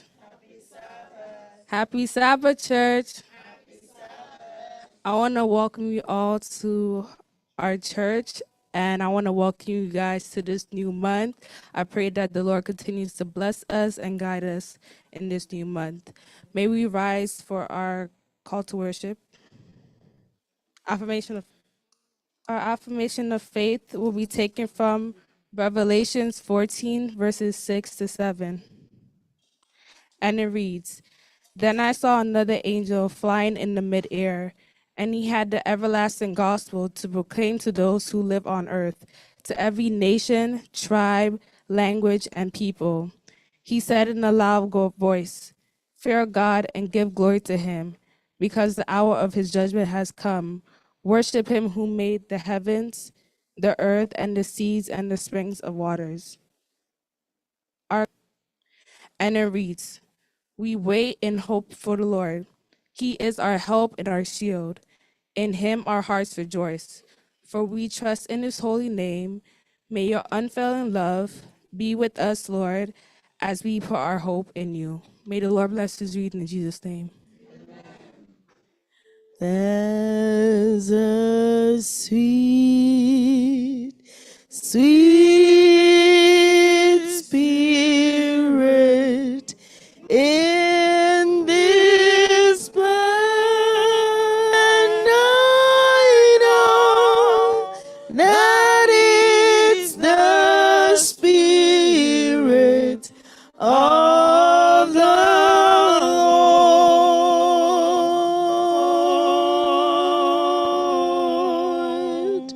There are sweet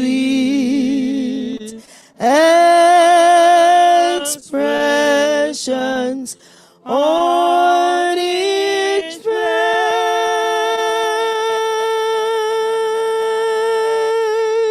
Feel the presence of the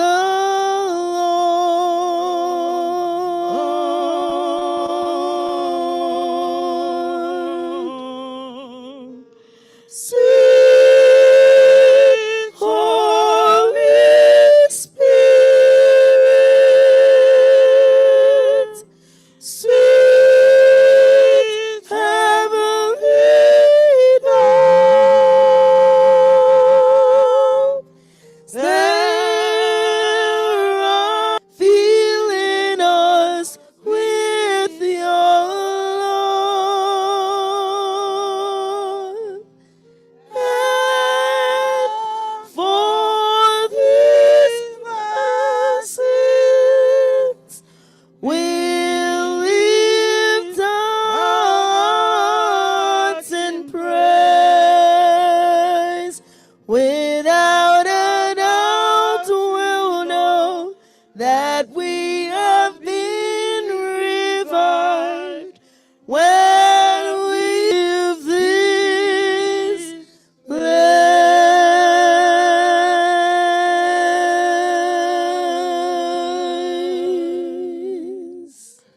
sweet, sweet, sweet Spirit attend our worship and make our hearts thine own. And may that flow of blessing that you have promised and prepared for each one today be our portion, that will be living from here rejoicing that we met with Jehovah. In Jesus' name we have prayed, and let everyone say amen.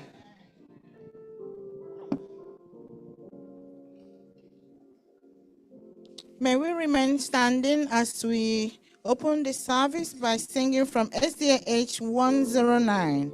SDA 109.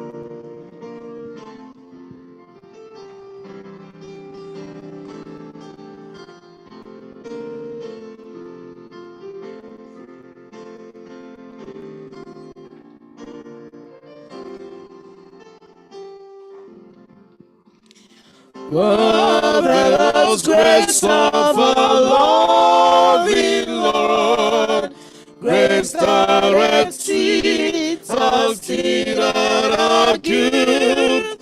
Yonder at Calvary's mount upon, there where the blood of the Lamb was spilled.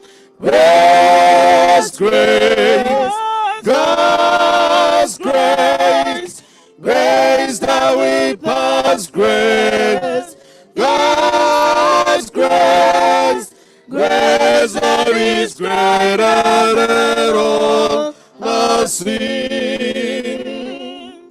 Sin and despair light us, see was soon, trusting the soul with infinite clothes. Grace that is greater, that's grace untold. Point to the refuge, the mighty God's grace. Grace that we pardon and cleanse within. God's grace, God's grace, grace that is greater than all our sin.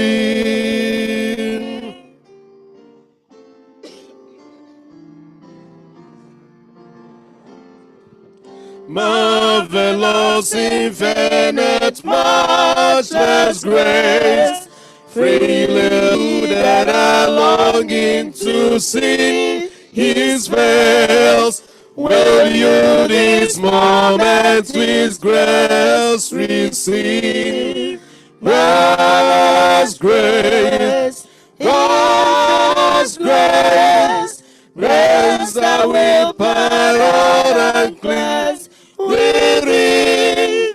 Grace, grace, God's grace, grace that is greater than all our sins. Grace, grace that we pardon and cleanse within. God's grace, God's grace, grace that is greater than all the sin.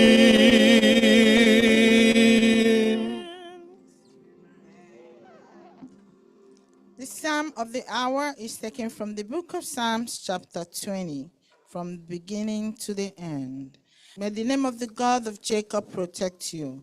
May he send you help from the sanctuary and give you support from Zion. May he remember all your offerings and regard with favor your burnt sacrifices.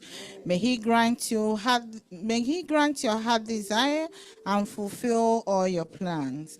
May we shout for joy over your salvation. In the name of our God, set up our banners. May the Lord fulfill all your petitions.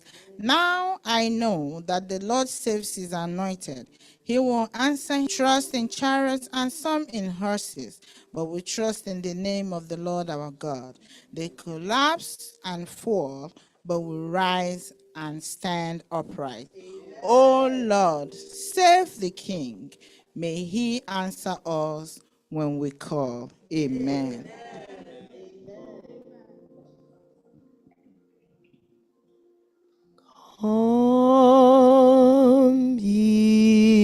is consolate,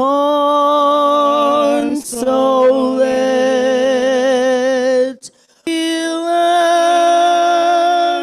anguish,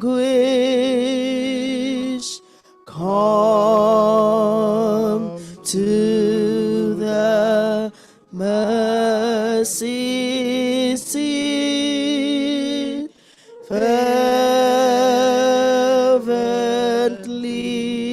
near. He'll bring your wounded heart anguish. Let us know sorrow that heaven cannot heal. Let us know sorrow that heal. Yes, our Lord and our God, our loving Heavenly Father, there is no sorrow here that heaven cannot heal. Your children have gathered this morning, Father in heaven, to seek your face. We have come, mighty Jehovah, in lowliness of heart, in all humility, to seek you, mighty Father. You are excellent, unlike you. Take all our glory, mighty Jehovah. Take all honor in the name of Jesus. Father in heaven, we thank you for who you are. We thank you for leading us through the week. We thank you for your guidance and protection. We thank you for providing for us, for giving us food, for giving us water, for the air we breathe, for shelter. Thank you, mighty Jehovah, for our Lord and our God. Your children have come to seek your face today. We have come in your sanctuary, mighty Jehovah, just like you commanded us to do, to come just today, your Sabbath day, to call on you, to worship you, to sing our praises unto you, Father. We have come. It is our sin that separates us from you. But we're asking you, mighty Jehovah, to look unto the blood of Jesus and cleanse us of all unrighteousness. Clothe us with your robe of righteousness, Father. In heaven, thank you. We cannot thank you enough for your goodness and mercy, Father in heaven. Great is your faithfulness. Morning by morning, we see your new mercies. Thank you, our Lord and our God. Through the week, mighty Jehovah, you were with us. Some of us flew in the air, you protected us, you landed us safely. Some of us traveled by road, you were with us, Father in heaven. Our children put to bed safely, mighty Jehovah, that's your handiwork. Even those who are seeking for fruit of the womb, you blessed them. It is your doing. Thank you, Father in heaven. You made a way for us where there is no way and there was no way. You led us through. Thank you, Father in heaven. We must have gone our own wayful ways, Father. We're asking you to forgive us. Today, mighty Jehovah, is your Holy Spirit we're asking. Fill each and every one of us with your Holy Spirit, Father in heaven. Touch us so that our lives will change. Father in heaven, come, mighty Jehovah. We came to your hospitals to be healed. Heal us, Father in heaven, spirit. We have studied this morning, Father, that in you there is hope. In you there is life. There is no sickness you cannot heal. There is no situation you cannot save us from, Father in heaven. That is why we have come. We do not get these things because we don't have enough faith. Just like the woman with the issue of blood, Father, she touched the hem of your garments. Just the faith that a little touch will make her whole. She approached you, Father, and you healed her. You forgave her sins. So also we have come this morning, Father. Please touch us. You are there constantly beckoning on us to come to you. It's just for us to allow you to walk through us and in us. Father in heaven, when you're speaking to us, help us to hear you. In any situation we find ourselves, Father, let us remember that you are there with us. It's just for us to turn our eyes to you, mighty Jehovah. You said you will deliver us and deliver completely. Thank you, Father in heaven. Father, we have some bereaved families. Mighty Jehovah, we are begging you this morning to come and console them and comfort them. Those who are about to put their love, make a way, provide the resources, mighty Jehovah. And when they are traveling, lead them safely to go and come back. Our Lord and our God, we have some sick ones, Father, who are shut in. You have started the healing, and we trust you that you will perfect it to completion in the name of Jesus. Our Lord and our God, we have so many sick people in the hospitals. It doesn't matter the hospital you go, there are sick ones around. Touch them and heal them. Those that don't have anybody to take them to the hospitals, Father, heal them, even at home where they are. Father in heaven, we have them everywhere they have wandered away to. Mighty Jehovah, this morning we are joining our hearts and asking you to bring them back to us in the name of Jesus. Our Lord and our God, we are thanking you for your goodness towards us. We have our children that succeeded in their exams this week, mighty Jehovah. It is your doing. You are prospering your children in a foreign land. Thank you, mighty Jehovah. All these children, Father, continue to be with them. Let them excel in their careers, mighty Jehovah. Let them have you first in their lives, mighty Jehovah. Let them, our Lord and our God, even those that are still looking to, that have not found their feet, Father, that still undecided on what to do, so that they will be able to forge themselves ahead. Please direct and control their will. Help them, mighty Jehovah. Let them know that this is the time for them to make hay while the sun shines. Thank you for who you are. Shine your light in our hearts. Help us to be that little light that shines bright wherever we go. We are hearing your words, Father in heaven. Help our characters show that we are. She went home and she came back after so many months. Who is like unto you, Father in heaven? Thank you.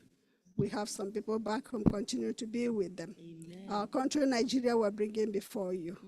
Father, you know what to do with that country. We do not know. Because every creation there is yours. We cannot tell you what to do because at your own right time, you know it's right for your people. You will come and you will deliver. Deliver your children, Father.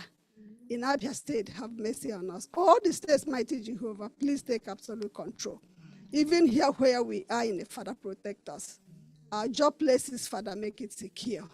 Those who lack financially, Father, provide for them. Who is like unto you, mighty Jehovah. Thank you. Thank you for what you're doing in our lives, Father.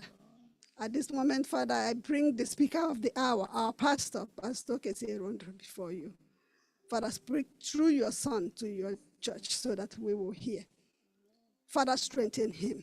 Continue to be with him, Father. Father, heal him, Father in heaven. Heal our pastor, Father in heaven, so that he will be, Father, for who you are. Thank you, mighty Jehovah. We find it like our calling here, Chineke. We find it called Google here, Chineke. Let us attune our hearts to you and our minds to you. Fill us with your Holy Spirit. Thank you, merciful Father, for answering our prayers. For we have asked with thanksgiving through Jesus Christ, our Lord and Savior. Amen. Amen. Praise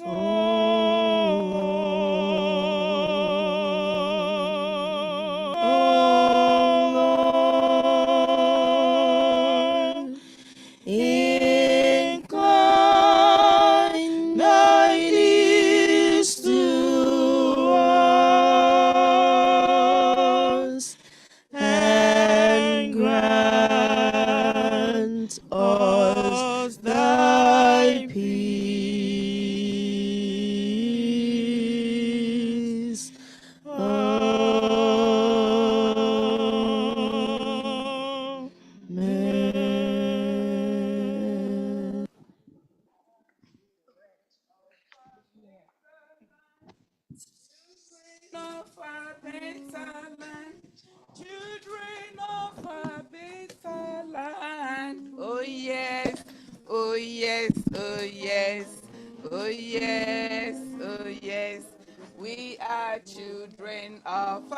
better land. Good, help me now. Better land, children of a better land. Oh yes, oh yes, oh yes. A better land, children of a better land. Children of a better land. Oh yes, oh yes, oh yes, oh yes. Anyị bụ ụmụntakalọmahụ, ụmụntakalọmahụ, ụmụntakalọmahụ. Ewo, ewo, ewo, ewo, ewo. We are children of a better land. Oh yes, oh yes, oh yes. Oh yes, oh yes. Happy Sabbath, church. Are we happy to be in the month of August? Amen. But we don't behave like we are.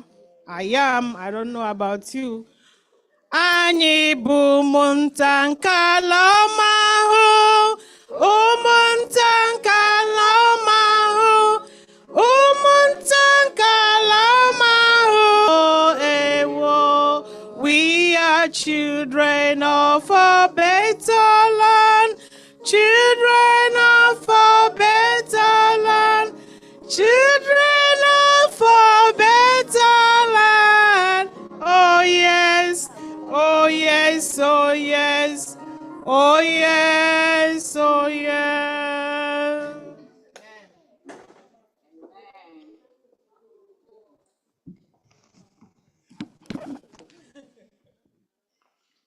Happy Sabbath, boys and girls. Are we having another children's story there at the back? No? Okay. Happy Sabbath. Mommies, daddies, aunties, and uncles, and grandmas, happy Sabbath. I'm happy to see my children once again in the house of God. Everybody's looking good. So this morning, our topic this morning is, that's our topic. You see, youths of these days, every church you go, they will tell that the youths are not coming to church. The youths are not in the church. Some churches you will go, like Anglican church, you will only see old people. Catholic church, old people, the young ones are no longer there. And when you ask them, it's always one reason or the other. So one day, this church, I won't come to your church anymore. And the pastor said, why?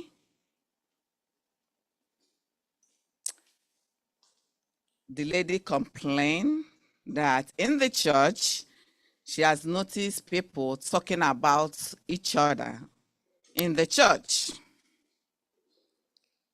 A lot of people on their phone while preaching is going on in the church. And she said, even my own parents, when I went home, was family. Pastor, I don't like it. I won't be in this church anymore. So the pastor said, can you do me a favor? She said, yes. And the pastor said, after the favor, you can leave if you want to. She said, fine, no problem. So let's see what happened, what the pastor asked this lady to do.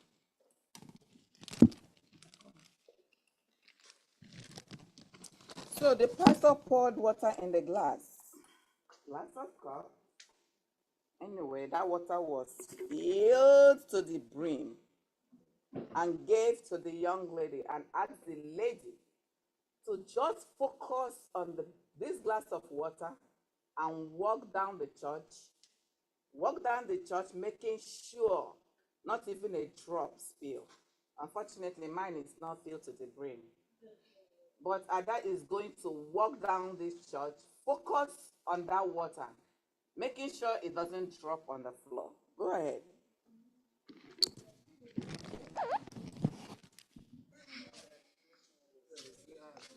Okay. It's okay. It's not. I told you it's not filled up. That's fine. Go ahead. Just focus on the water. That's the main goal. Focus on the water.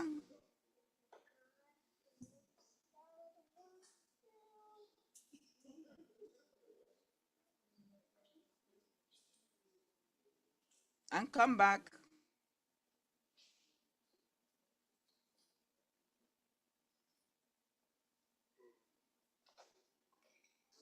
Okay, we assume that this glass is filled with water to the brim. Ada, did any water drop while you were walking? Why did you think there was no drop? It didn't drop. No.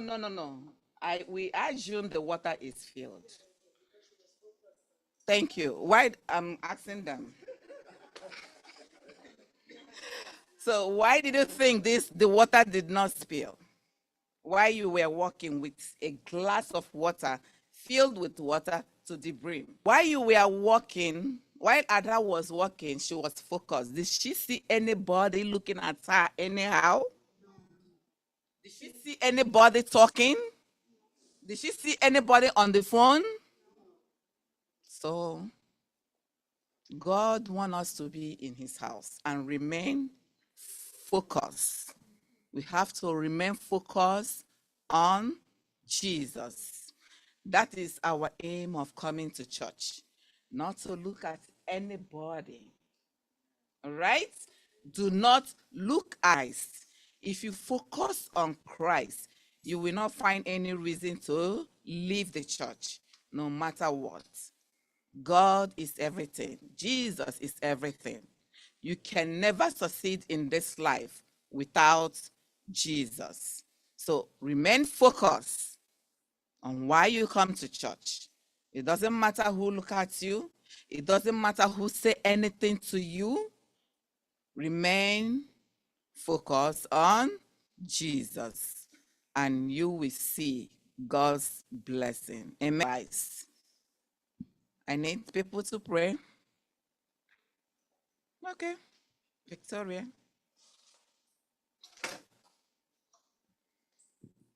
Okay, let's close our eyes and pray. Dear Heavenly Father, help us to be focused on Jesus. Help us to be focused on Christ, and help us not to get distracted on other things and not to leave the church. In Jesus' name, amen. Amen. Amen. Thank you. Children of a better land, children of a better land. Oh yes, oh yes, oh yes, oh yes, oh yes. Amen. It's time for tithes and offering. This is time for tithes and offering. I will read from Malachi chapter 3, verses 8 to where I would. But you say, in what way have we robbed you? In tithes and offerings. You are cursed with a curse, for you have robbed me, even this whole nation. Bring all the tithes into the storehouse, that there may be food in my house. And try me now in this, says the Lord of hosts, if I will not open for you the windows of heaven and pour out for you such blessing, that there will not be room enough to receive it. And I will rebuke the fruit of your ground, nor shall the vine fail to bear fruit for you in the field, says the Lord of hosts. And all nations will call you blessed, for you will be a delightful land, says the Lord of hosts. Amen. These are God's blessings when we return our tithes. So God help us to return as he gives us. As we are returning the tithes and offerings, let us remember the offerings. Let us remember to add the offering. A family is thanking God for their daughter who passed her exams. That is the Lord's doing. It is marvelous in our eyes. We thank God for these young women. They are praising God and thanking Him and asking God to continue to be with her in all her life's endeavors. These are very young women. They are thanking God with a sum of $100. And another woman is thanking God for her safe journey and for God protecting her house, her family while she was gone. And for those number of weeks, God was so gracious and merciful to her. And she's thanking God with a sum of $500. And another sister is thanking God for traveling mercies. God led her back home safely, and all the events went smoothly, and God was in full control. Amen. Amen. Crisis of praise to God one way or the other this morning. So I pray God to be with us and bless us all in Jesus' name.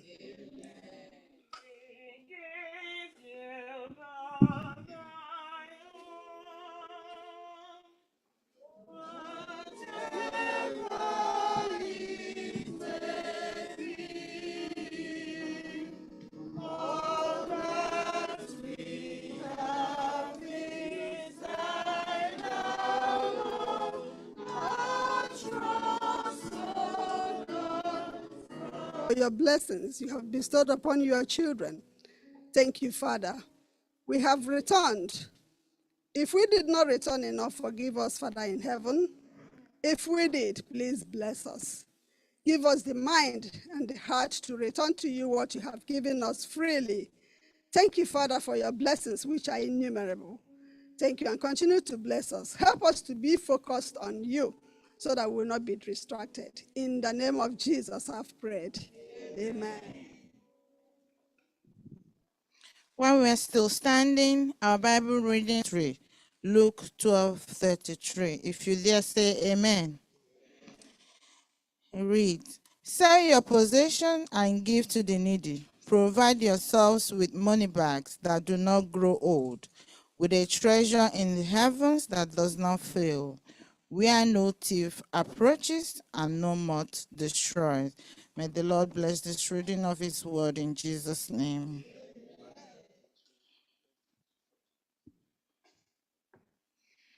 Okay. 32. Fear not, little flock. Sell your possessions and give to the needy.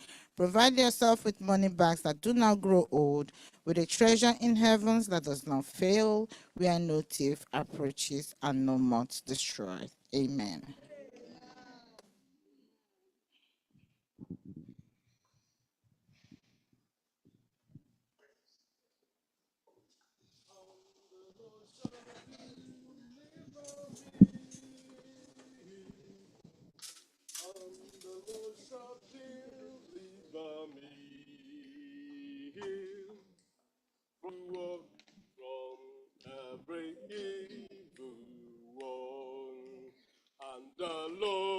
And the Lord shall deliver me, deliver me. And the Lord shall deliver me, from every evil one, from every evil one, from every evil one. And the Lord shall deliver me from every evil one, from every evil one, from every evil one. I will preserve him unto his heavenly kingdom. To him be the glory. I will preserve him unto his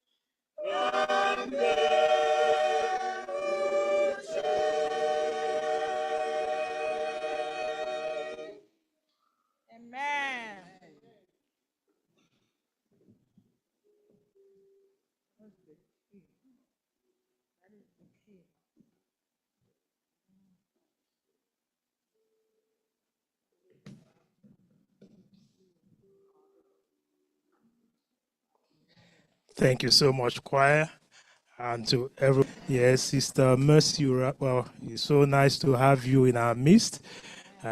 You're more than welcome, and feel at home. Today is not just the only day. Let's come and come again, and the Lord will be here to welcome you in Jesus' name. Let's all have her in our prayers, and that the Lord will always be there for her. Please, will somebody just reach out? I know that this there, yes, we need to have that warm hug and welcome. We can be in touch with one another. Email Abia. Kamaronya nwanyị bara ụba n'aha Jesus. Amen. And you know, today is a very special one because you see, my grandma, she loves to speak, while she was alive, loved to speak English very well. Yes. No. She spoke English. When you know those days after this, there'll be the day to announce the result. So we'll come home with our results. Then our grandma will now speak her English, because we're always waiting for grandma to speak English. And then she will go, Mama Pasia. Mama Pasia. We're always waiting for that English to come. Mama Pasia. Yes. Because this week, Mama Pasia the exam. So, Joe, you see how two of them are just sitting there like that. They decided to sit like that because Mama Pasia the exam, Mama Pasia the exam. Amen. Yes. So we rejoice in the goodness of the Lord. We don't take these things for granted. For those online, we welcome you and we praise the Lord that you are with us. What we're rejoicing over is this answer to prayers. Yes, one of us, China Zauria, success. Yeah, pass. Yeah. Yes. And then you also see the other one. Please, is the camera able to go there? Is the camera able to? It's not rotating. And the other one sitting close to her there, that is a Matthew, also went for the first time, and she came home also. Mama Pasiala, she passed her own exams. Yes. So we bless the name of the Lord with all the yes, and to everyone how grandma is also sitting here. Yes, she went all the way to Texas, and because the Lord also added to her family. Amen. And you can see the blessing of the Lord all over her. So today we are rejoicing over all these blessings. And because it's just been a week of testimony. Huh? This one. Oh, okay, the grandmas, how they are seated on this side, right? Yes, you can just see them on this one row like this. I don't, okay, please just let that camera get to my grandmas right here. Because I was at a program the other day. The grandma, one woman said, I am 84. And I said, 84? You look 48. He said, Pastor, maybe you're not hearing very well. I said, yes. You know, look at them in the like this, right? So we can praise the Lord for the goodness of the Lord. You can just see them like this. Mama, you're welcome back. So you came and then you brought everyone there. Mama Ibela, kemgbe ihe anya ahụ begete so ya lụọ unu anyị lafọtawata ka ngozi Chineke bara anyị niile ụba n'aha Jesus. And Sister Vernon, it's always a joy. Yes, all the way from Jamaica. She's been with us. You say you going in? Yes, Mason, right? Yes, I know him too. She's from the Sunshine State. And that is just the goodness of the Lord that each one of us can testify today. And that is what today is all about. Pressing into his presence. Nothing between you and the Savior. Nothing standing at all, knowing that Savior is here, and it is past me not, O gentle Savior, hear my humble cry. A little bit more in that story of that we had today during our Sabbath school lesson, which is the story of the woman with the issue of blood. But Luke puts it another way. So come with me to the book of Luke, with the woman with the issue of blood, because Mark hastily says she came, she touched, and she received her healing. But Luke brings another dimension, and which is what I want us to ponder on today as we go into prayer. The book of Luke chapter 8. We start from 40, then I'll go to 43, 41, 42, and 43. In Heavenly Father, as we open your word, speak life into us again now in Jesus' name. Amen. In verse 40, Luke says this. So it was when Jesus returned that a multitude welcomed him, for they were all doing what? Waiting for him. The multitude were waiting for an only daughter, talking about Jairus. But now the second paragraph says, but as he went, that is as Jesus went, the multitude did what? Thronged him, pressed him. Multitude. Please remember that word, multitude.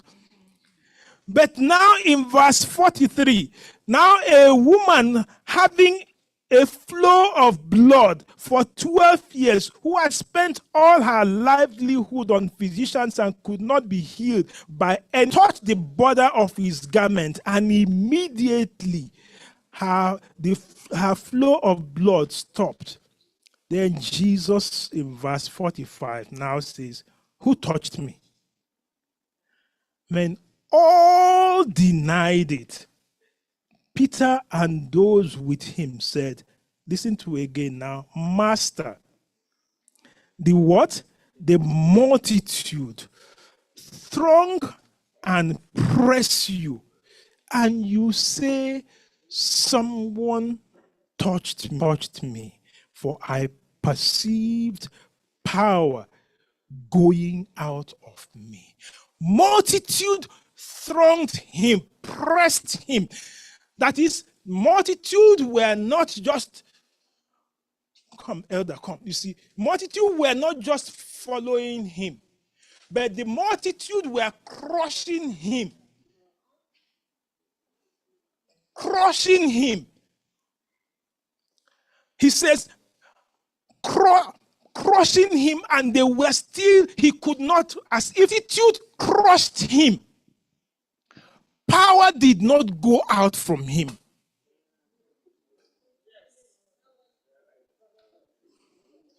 Multitude crushed him, thronged him, crushed him, but power did not go out from him. Do you see the multitude there? They all came because Luke says in verse 40 that, yes, they welcomed him, for they were all doing what? Waiting for him, and they were crushing him. None of the multitude received power from him. But it only took a woman, verse 43, a woman now having issue of blood could not be healed. And verse 44 said she came from where? From behind. And what did she do? What in verse 43, 44, they touched him and touched the border of his what? Garment. She did not even touch his whole garment. When you look, the real translation is, you see the Jews, when they dress, do you notice they have little things? Those little ropes. It says border of his garment. That was the rope. She touched the rope. I'll always be for this story. Do you know that we can all keep coming and will not receive power from him?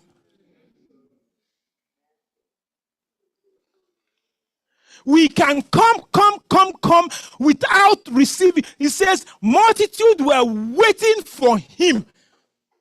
Multitude were crushing him.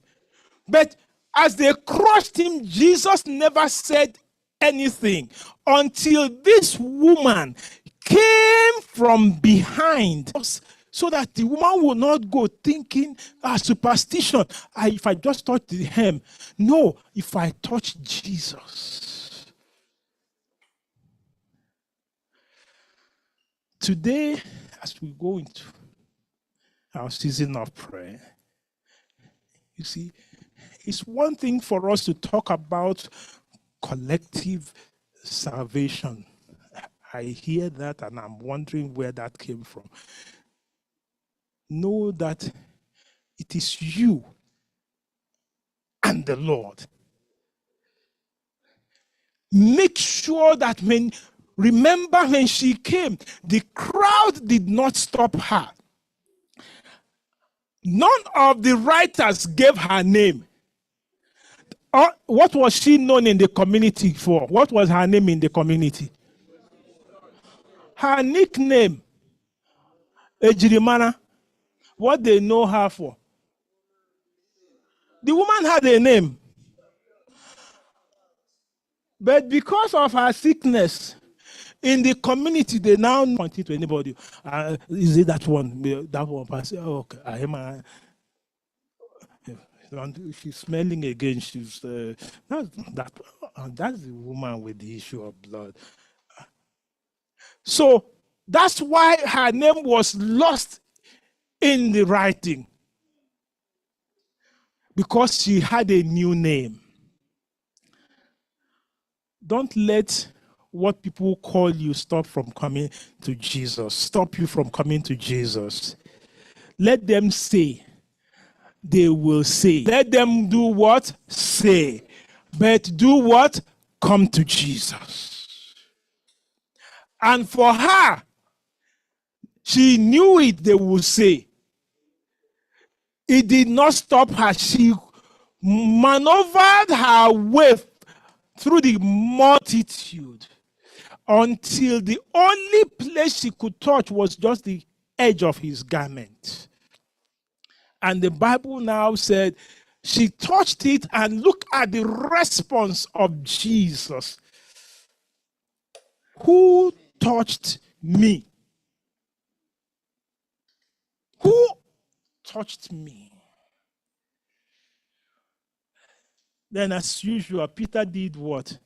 Peter immediately stood up and said, Master, the multitude, they throng, they crush you, and you are saying, who touched me? Master. But Jesus said, what? Somebody. Today, will you be that somebody who will touch Jesus? There is power in the house. Jesus is in the house. Will you be that somebody? Because he says there in 46, somebody touched me. How did he know? For I know, I perceived, because what happened? Power going out. That's current, the electric current, volt, pow, divine power going out from me.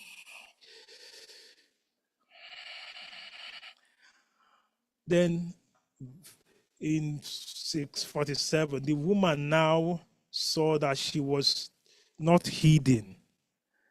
She came what?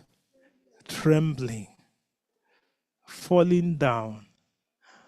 And she began to declaration. She declared to Jesus in the presence of all the reason she had touched him, and she was healed. When immediately. And 48, the Lord says, go in peace. Go in peace.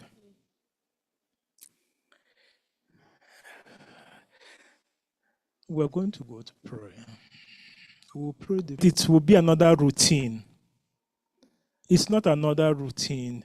Today, you must decide on yourself, for yourself, that, Lord, I want to be that woman. I want to experience your power. I don't want to be just coming to church. It's one thing for us to say, it's Sabbath day, I am going. Who are you going to meet? We must be purposely driven to know I am going to meet about follow.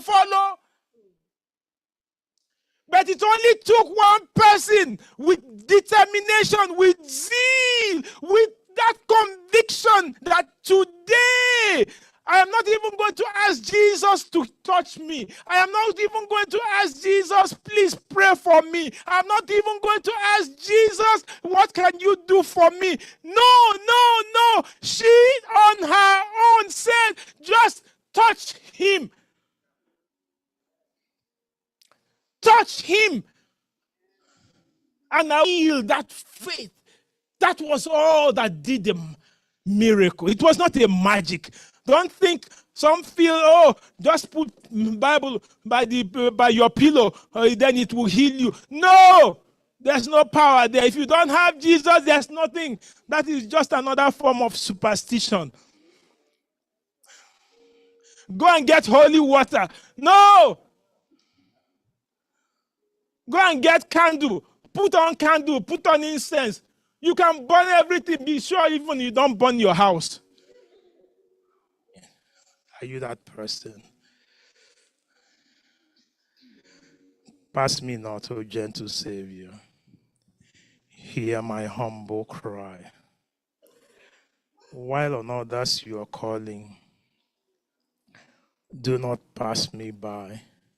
We'll start the prayer with praying for our children. This is the month they return to school. This is the month as they celebrate their successes. Exams, they will soon be getting to look for a job. Jesus, please grant them that right place of work.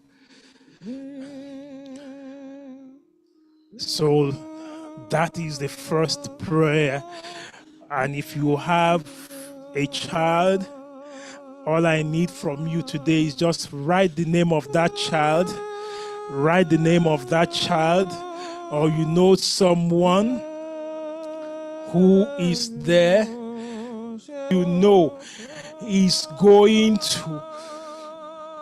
Yes, just know we are here today on individual basis. Go ahead and call on the name as the prayer is going, because we are going to pray specific prayers. We are going to, so take that name and call as the prayer is going on. Just go ahead, give me that song, pass me not. Yes. You want to kneel over that child? Just go ahead and kneel as we pray the first prayer. you want to stand, you want whichever way. Remember, we are here to touch him. You are here, not we. You don't feel like touching him today, it's up to you, but you and you alone, just go ahead and just reach out and tell Jesus about this child or children you are bringing to them, bringing to him.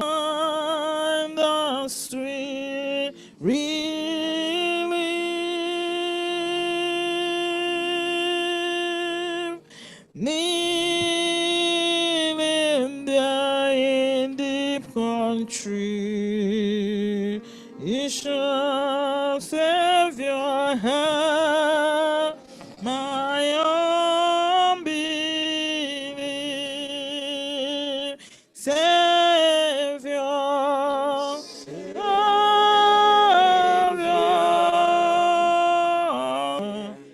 my humble cry,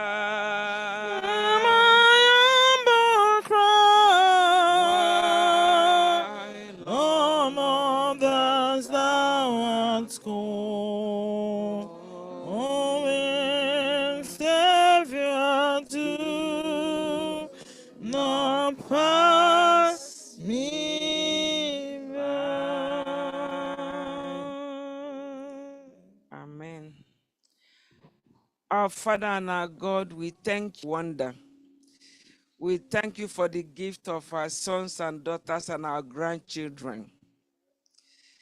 We thank you because these are gifts from you and you alone.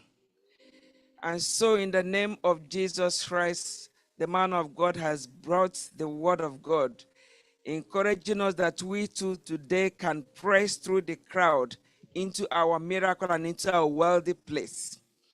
In a world that is so conformed and so compromised, Lord, you have called us unto holiness for such a time. And so in the name of Jesus Christ, we lift up our sons and our daughters to your throne room of grace. We pray that they all may know you, Father, whom to know is life eternal, in the name of Jesus Christ. That our grandchildren may know you.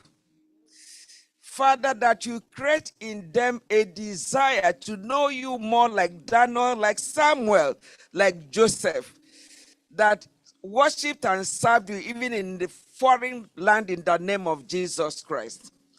And so, Father, lay your hand upon the name of Jesus Christ. We come against the spirit of distraction, that our children will never be distracted again in the name of Jesus Christ. For the ones that have veered off, we call their spirit back to the Almighty God, back to this church to take their rightful place. And the church agrees that our not that will not take the place of our children in the name of Jesus Christ. We want to thank you for the victory you have given us. Our children are excelling in the things in the academic world. Father, they will also excel in the things of God in the name of Jesus. That you gave the one man as they have turned 1 year. To you be the glory, great things you have done. And so, Father, all these children that you have blessed us, we will lift them up, pressing through the crowd, declaring that no matter what is happening, our children will be like pillars planted in palaces, according to the word of God, in the name of Jesus Christ. That the young men will be pillars in their place of work, representing the kingdom of heaven as ambassadors of the King of glory, in the name of Jesus Christ. Succeed, whatever their hand touches to do, Father, prosper it in the name of Jesus Christ. For the girls, when it comes time for marriage, Father, in the name of Jesus Christ, give them godly husbands in the name of Jesus Christ. We use the ones that are seated in the sanctuary today, Father. The ones that are not here, we see how you're blessing them, and they too will run to the Savior in the name of Jesus Christ. We are not losing any of our children. Our children are children of God. They are not American children. In the name of Jesus Christ, the Son of the living God. We are born. We brought them before God, and the man of God prayed, and Lord, they are connected to you. So wherever they may be, the hand of Jehovah Ezra is strong and mighty upon them in the name of Jesus Christ. So as we leave this place, our children will go from strength to strength. They will go from victory to victory. They will go from success to success. They will succeed in every way in the name of Jesus Christ. The God that causes a man to be lifted will lift them up. Wherever they are planted, may hand of Jehovah rest upon them. Your mercies go with them. May they thrive and flourish in the name of Jesus Christ. There is no failure. They are not losers, they are winners. According to the word of God in the name of Jesus. So we bless you for this gift. We pray for the ones in the womb. There will be no miscarriage in the name of Jesus Christ. There will be no deformity in the name of Jesus Christ. They are all proper children. So we give you the glory that these children will come back to testify. Look at what you have done this week already. So we thank you that more testimonies are coming. These children will go from testimony to testimony. Father, they will love you as you're faithful. In Jesus' mighty name we have prayed. Amen. Amen. We'll continue to tarry in this prayer as we pray on behalf of our families. We'll ask that the Lord will now begin to move, that each one, each family will now be filled with your love, with understanding, and with your goodness. Yes. Our most gracious Father in heaven, we thank you that we can tabernacle with you at this time. To you be all honor and glory in Jesus' name. Thank you for this special privilege, Heavenly Father, that we can come very close to you. Thank you for our brothers and sisters who are online, those who are worshiping with us all over the world, Heavenly Father. We give you all honor and glory in Jesus' name. We present our families, all our families before you. All our families, Heavenly Father, we present them before. We lift them up before your heavenly throne. We praise you for what you have done, and we ask if there is any atom of the devil trying to break these families, Heavenly Father, in the name of Jesus, may the devil be rebuked in Jesus' name. So, Father, bind these families together in Jesus' name. Bind our families together in Jesus' name. Heavenly Father, we pray for unity. We pray for understanding. We pray for love within the families. Please keep us faithful. In Jesus' name. Heavenly Father, we pray also for so many families that are bereaved. Within this period, we have received news, messages of something happening here and there. Oh, Father, we pray for comfort from above. It is only you that can comfort these families. So, Lord, may you comfort them, oh Lord. May you provide for them, Lord. May you grant them peace in Jesus' name. Heavenly Father, according to your word, and we want to tap from what you did for this woman that has issue. Many are going through suffering. Many are sick. It could be the eyes. It could be the bone. It could be the soft tissues. Wherever it is, Lord, today, because of power that went out from you, the woman that had issue of blood was healed. So, Lord, we pray today also for some of us and all of us who are sick. May power be taken away from you, and may you heal us in Jesus' name. As we touch the hem of your garment, as we press on the head to the toes in Jesus' name, hear our humble cry today. Just as you healed that woman, she confirmed, Lord, it is I. May we also say, Lord, yes, you have healed me in Jesus' name. Take all honor and glory. In Jesus' mighty name I pray. Amen. Amen. Yes, we'll continue to tarry in this prayer as we begin to also pray for the married couples, for those who are yet to be married. There online, wherever you are, today in one accord, as you ask, may the Lord also grant you. And as you seek, may the Lord also provide the right one. And as you wait, may the Lord also lead you to the right person. Whatever and whoever Yes, we'll go ahead in this prayer this time. Shall we pray? Your children have gathered. We've come to worship you. We've come to tabernacle with you. You asked us to come to the throne of grace, that we should come with confidence, that we should come with boldness, so that we can obtain mercy and find grace in time of need. That time has come. We want to pray for married couples, institution of marriage in Garden of Eden. And this is an institution that no one can ever graduate. You asked us to abide with you always, to stay with you at all times, that you never abandon us, neither will you forsake us.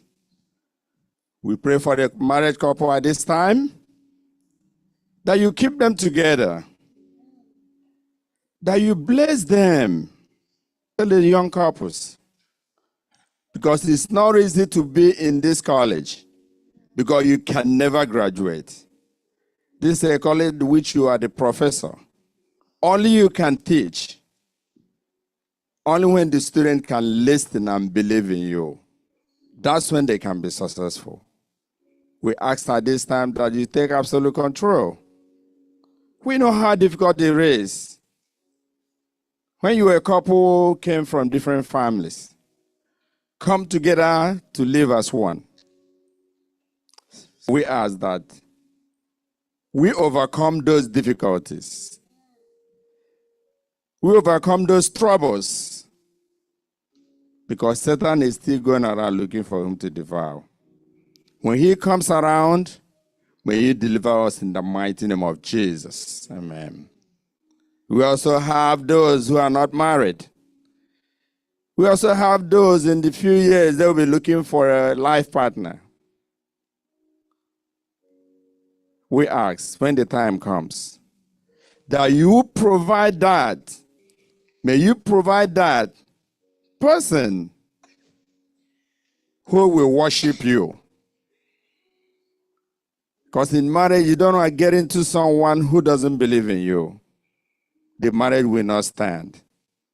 As our young ones are growing, looking for life partners, may you provide with them in the mighty name of Jesus. May you provide that right person in the mighty name of Jesus. May you guide their footsteps in the mighty name of Jesus.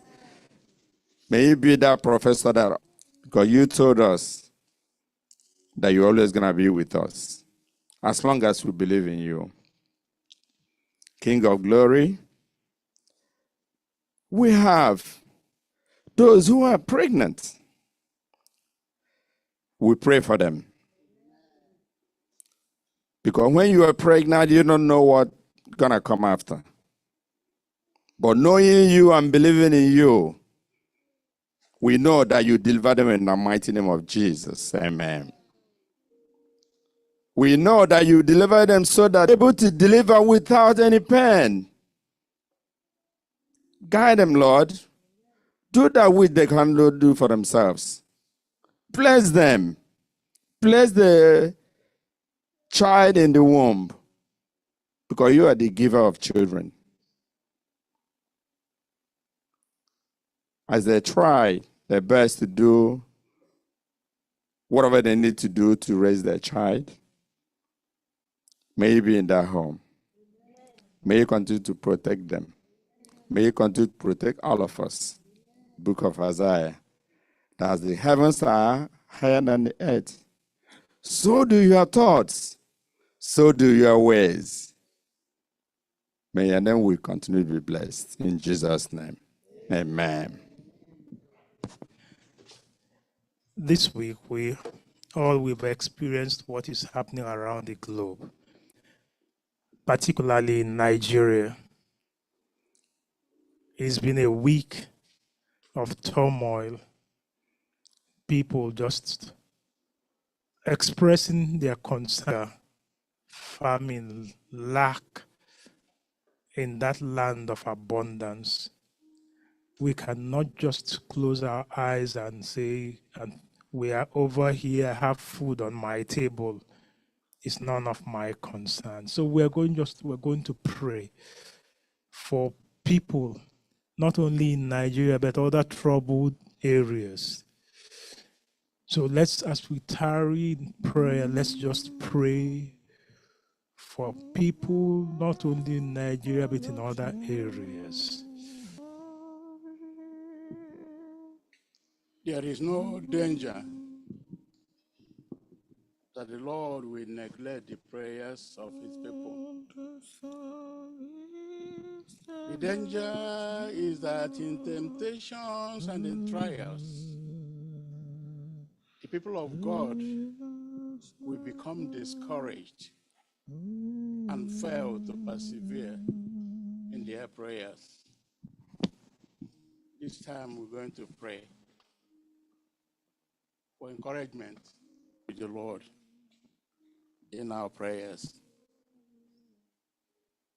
Our dear Heavenly Father,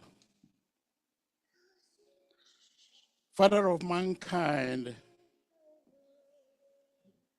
we have come to you this Sabbath day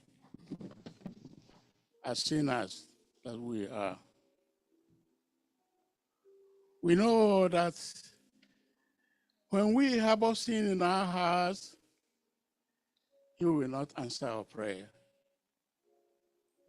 Therefore, Heavenly Father, to purchase our sinfulness and our salvation, Heavenly Father, we pray that you forgive us our sins and iniquities in Jesus' name.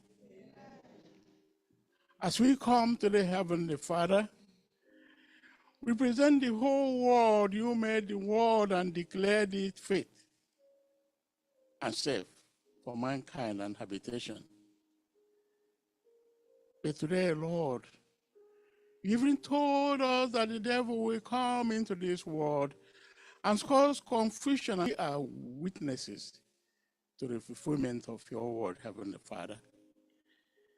Therefore, Lord, we bring the troubled zones of this world at this time.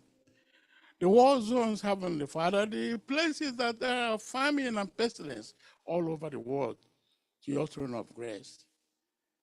And pray, Heavenly Father, with faith that you will restore peace in Jesus' name. This morning, Heavenly Father, we remember our country, Nigeria. A country you blessed with resources. Praise your name day in and day out, Heavenly Father.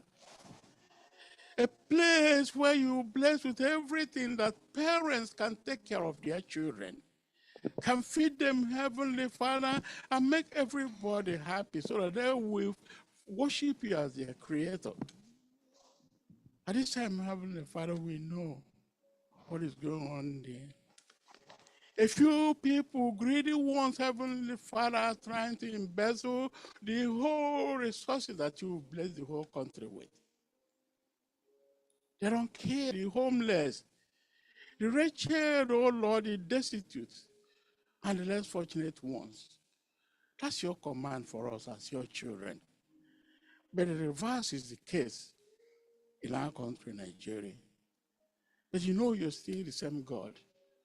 You see, sitting in your throne, Heavenly Father, looking and seeing what's going on in that country.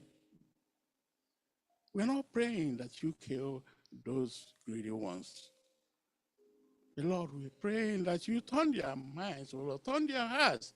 Let them realize that direct them, Heavenly Father. Let them open their eyes and their hearts so that they will realize that they have to do the right thing according to your word, Heavenly Father. Many children are dying of hunger. Adults are dying of hunger. Parents are crying because they cannot even afford to feed the children that you bless them with. Have mercy on us, Heavenly Father. Have mercy on those people, Heavenly Father. Help us, Heavenly Father. When we're on top of the mountain, we need to praise your name.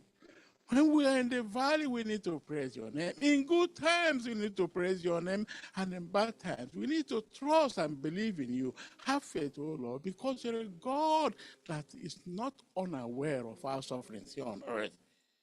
You promise that you're with us every time and everywhere. You promise to take care of us. You take care of the sparrows, Heavenly Father. Help us to trust you and believe in you, even in times like this, that you're still our God. Give us a sympathetic and empathetic mind, Lord, so that we will be able to help, even the little we can, to help even one of those little ones who are starving in Nigeria. Be with us, Heavenly Father. Above all these things we're going through in this world at this time, showing us that your word is true, oh Lord. Keep us faithful. Keep us trusting. And keep us believing in you.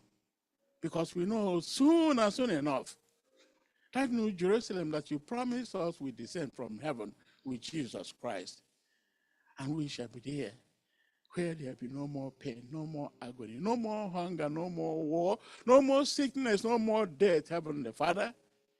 That's our prayer and that's our hope, and that's why we all come to you every Sabbath and every day of our life, praising and worshiping you. May all those be our portion. In the name of Jesus Christ we pray. Amen.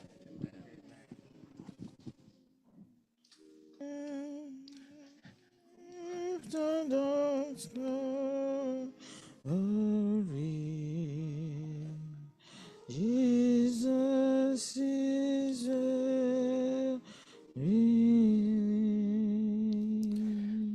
We'll take a break at this time. We're going to pray because you look upstairs, renovation is going on. And by His grace, before the end of this month, it should be complete. We go in there that the Lord will give us a transformed heart, a renewed mind, a revival of primitive godliness. Just as the place is being transformed, that we too will be transformed to serve the Lord anew with a determination to now be, that it will now be the Lord and the Lord alone. Each time we worship in that place, prayers as usual will be answered. Lives will be changed, and we will be more ready than ever before to enter into the kingdom.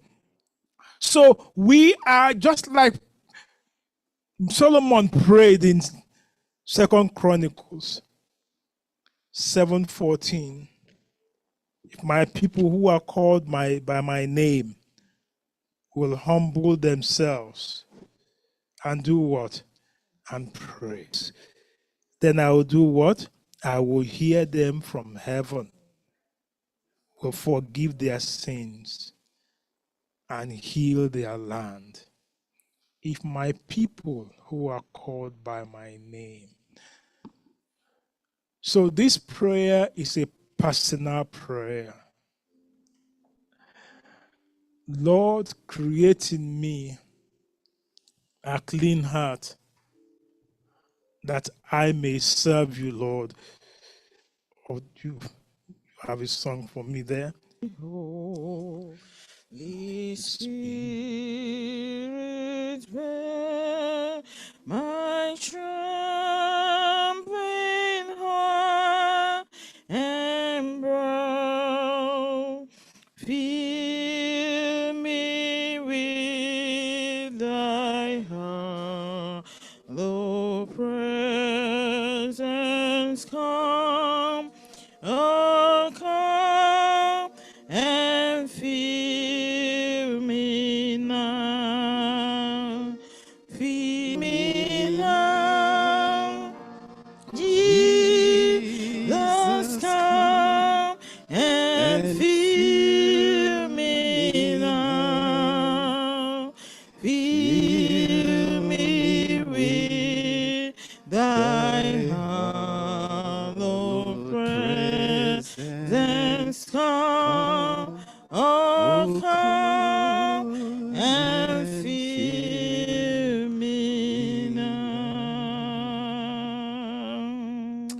The book of James, chapter 4, verse, because you do not ask. And in John chapter 16, verse 24, until now, you have asked nothing in my name. Ask, and you will receive, that your joy may be full. And Christ also said in Luke chapter 11, verse 13, if you then, being evil, how much more shall your heavenly Father give you the Holy Spirit to them that ask of him? This is the time to ask for the Holy Spirit's guiding. No matter what we pray for, if we are not properly connected,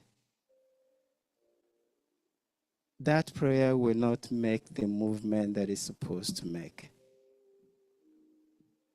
To seek the Spirit of the Lord to guide us as we move forward. O God of our fathers, Lord, we have come humbly at this time because we are just feeble human beings. We have failed in so many ways. We err every minute of our lives. So now humbly we have come to ask for a renewed spirit in us. A spirit that is clean,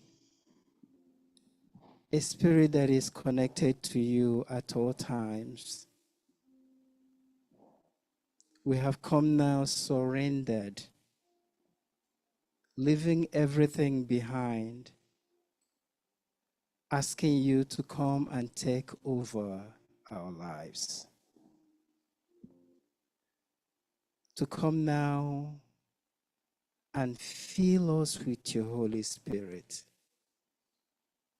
When that time came, the manner and the means and everything that your disciples did changed completely. And that's what we're asking now. That in our hearts and in our minds, not looking back at what we have already done, not looking back at us, at our sins, that from now on, mighty Jehovah, that the gift of your Holy Spirit be our portion. That today we will live here all renewed. Like the pastor has said, we're getting ready to walk into a brand new sanctuary. And our hope will be to meet you there.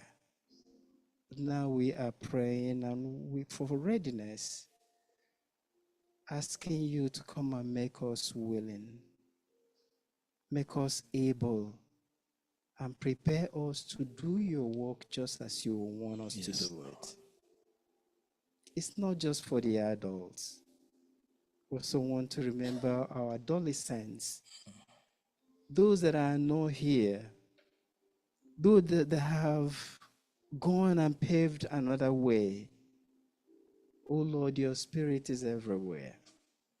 So Lord, with the gift of your Holy Spirit, we want to pray for the very young ones.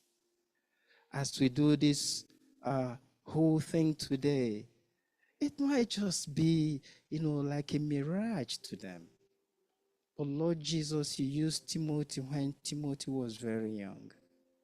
And you taught him your ways. Lord Jesus, we want to use this case today and use Timothy as a point of contact. That the children that are brought up here, mighty Jehovah, show them that way back to your fold. our elderly ones, we also want to ask you, mighty Jehovah, for the same gift, that you continue to lead them. You've led them into their 80s, as a point of contact. Asking you, mighty Jehovah, even in their old age, that your spirit continue to dwell in them. Because when they are spirit-led, then we will know that they are, and we will follow that same path. But we know that your spirit has been here, and that's why we have come this far, by faith. And we're asking for more, double portion of your spirit each day that we move, each day that we wake up, each day that we kneel down to pray unto you. Elisha asked for double portion. May we also take that opportunity today to ask for the double portion of your Holy Spirit to guide us at all times. Sense, change children of yours today who will continue to proclaim your word, because you have given us the gift of your Holy Spirit today, because we have prayed in Jesus' name. Amen. Amen. Amen. This last part will be a prayer of thanksgiving. We thank God for the successes. We also thank God for what He's doing. Brother Azumwampa, Austin Azumwampa, you will have to stand in for him as we pray that tomorrow, as the book is done, it will also be a big success, and those to whose hands it will get into, that the Lord will be, it will be a blessing to them in Jesus' name. I don't know the projects that you have. I want to also use this time. Those projects that you have, what are those plans that you have? Begin to commit them to prayer. Our young ones, I know you're also thinking on your career. You're thinking on getting a job. You're thinking on something spectacular or particular that you want the Lord to do for you.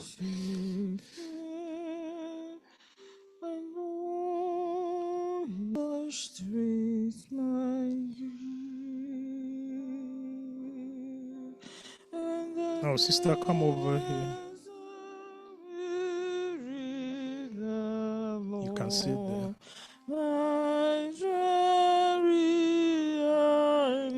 You can sit there. If you also want to join her here, if you have a special project, you have something special you just want us to pray for. If you know you have something special or a need that you want us to place, because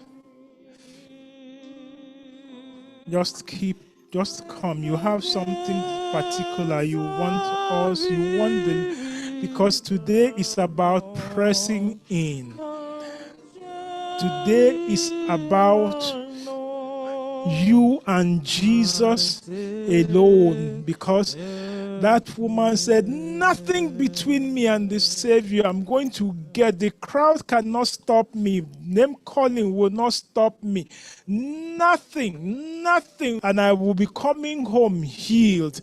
Because it was a prayer, a determination. As she was going, she had one determination in her. I will be healed. And as she went, she came home what? Healed. So as you are coming, don't come with any doubt in your mind. Rather, come with that determination that, Lord, today it is you and I. And when I get to you, you will transform my situation. And it will move from bad to good, from worse to better, from even worst to the best, that your name will change and your situation will change because you have reached out to Jesus and Jesus also reached out to you. That connection is what we are praying for today. So, Lord, let us pray. Go ahead, give me that song. Yes. And for those online, I also call on you. It's you and the Lord. Are you on Zoom? Are you on Facebook? Are you on YouTube? Are you on the phone? Wherever, whichever connection you are today, I pray that you will be connected to Jesus. And Jesus, who sees your heart, will also reach out to you wherever you are. Jesus care when there's strength and fear. As the daylight fades into the night shade, does he care enough to be near? Oh yes, he cares. I know he with my grief. When the days are weary, the Lord, night dreary, I know my Savior cares. Heavenly Father, standing before you here and sitting and kneeling before you here are people who are coming with special needs. And online, some are also, because this woman with the issue of blood, she not only came forward, but she stretched out. Not only did she stretch out, she touched.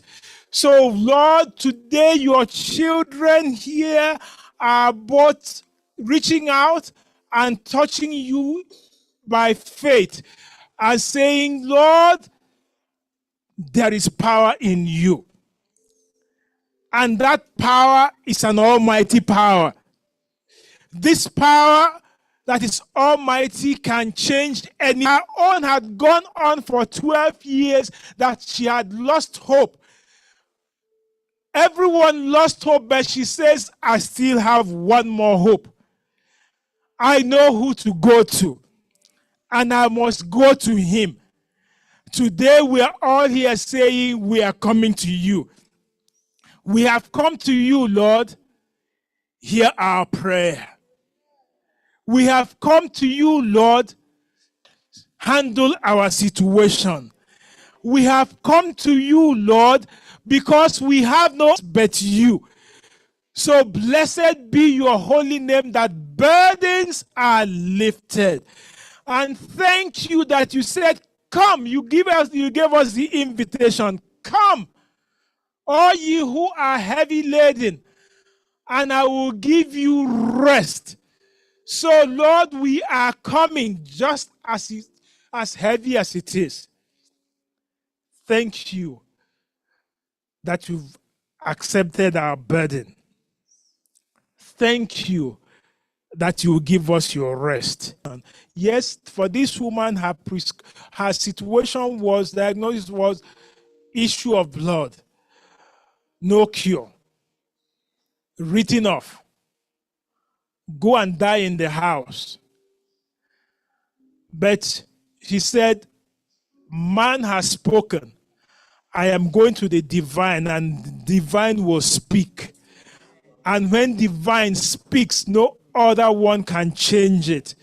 When divinity speaks life. Divinity speaks formation.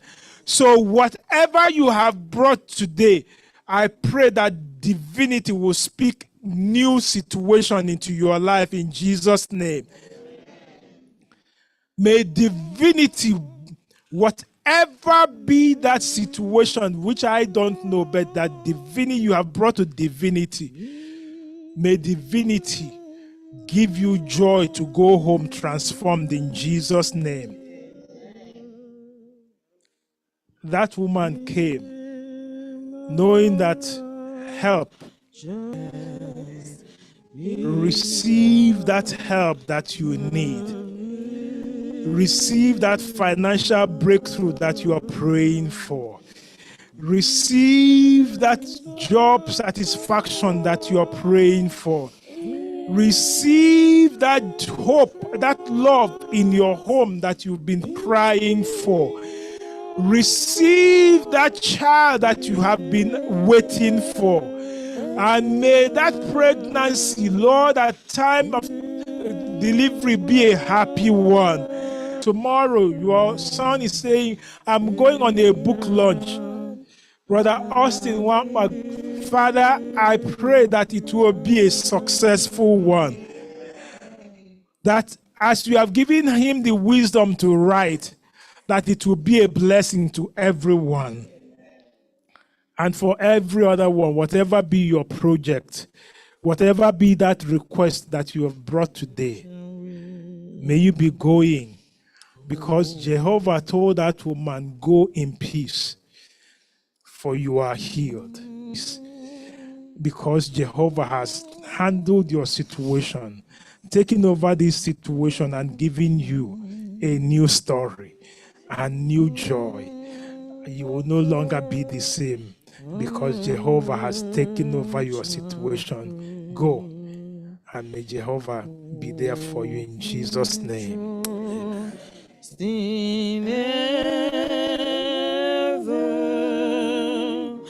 Till I see my Savior, the Savior.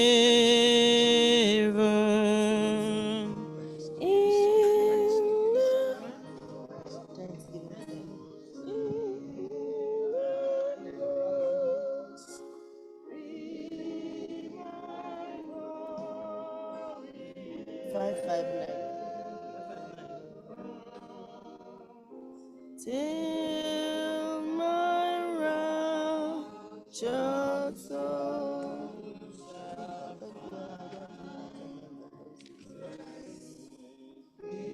We're going to end on a Thanksgiving note. And I read you that Psalm 20, where we had our Psalm of the day. Psalm 20, where we had the Psalm for the day. He says, may the Lord answer you in the day of your trouble. May the name of God, of the God of Jacob, defend you. May he send you help from the sanctuary and strengthen you out of Zion. May sacrifice. Some trust in chariots, some in horses, but we will remember the name of our God. They have bowed down and fallen. Your situation, that fear, that illness, that thing that has kept you sleepless and made you cry, Jehovah says today, on the authority of his words, they have bowed down and they have fallen in Jesus' name. But you will rise and stand upright. And verse 9 says, save, Lord. May the Lord answer me when I cry in Jesus' name.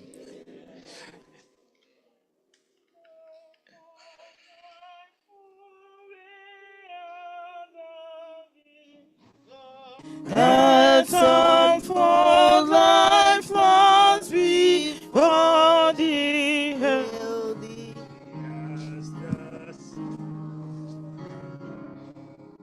Now the clouds of sin and darkness, drive the dark of the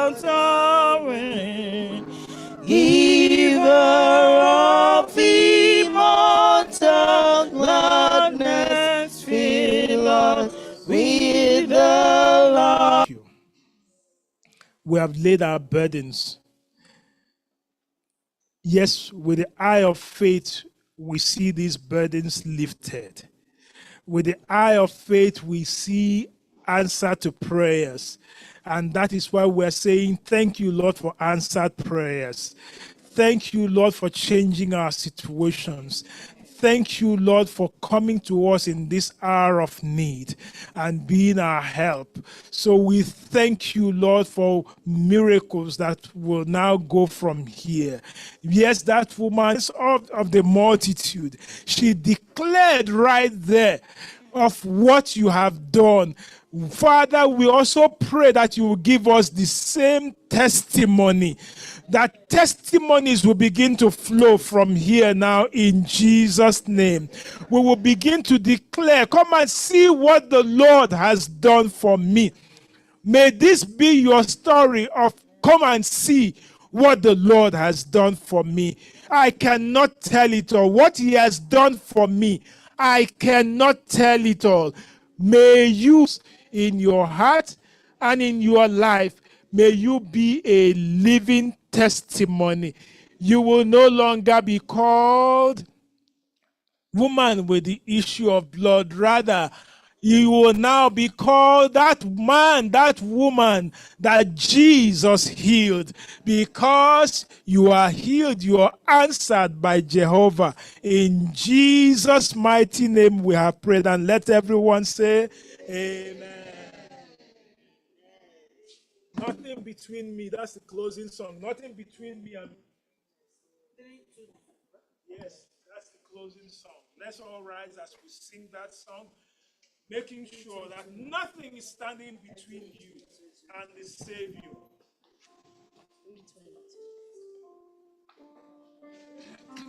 $3.22 SDH.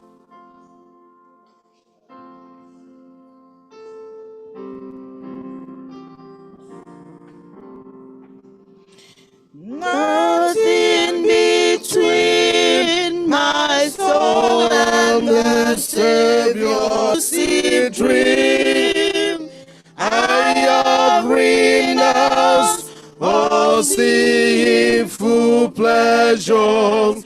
Jesus is mine. There's nothing between, nothing between my soul and my Savior, so that His blood suffices may be seen.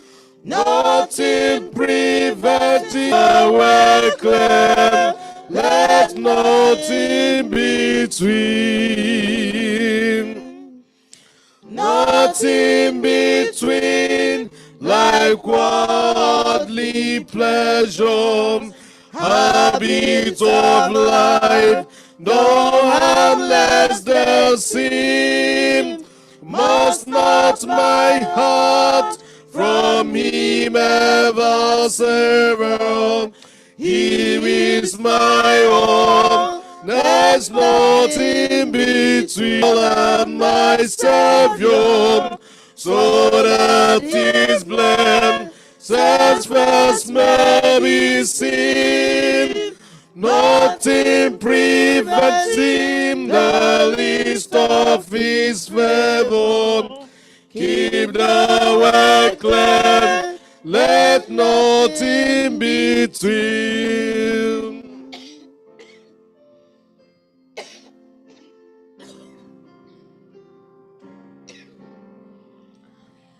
Nothing between that whole world against me convene. Watching we pray and most self-denial.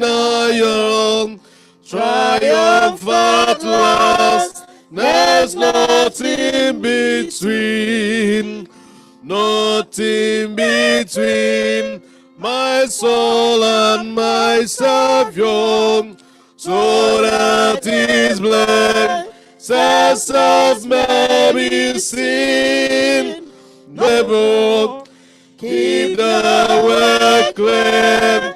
Let nothing between, nothing between my soul and the Savior, so that His blessed face may be seen. Nothing preventing the least of His favor. Keep the way clean. Let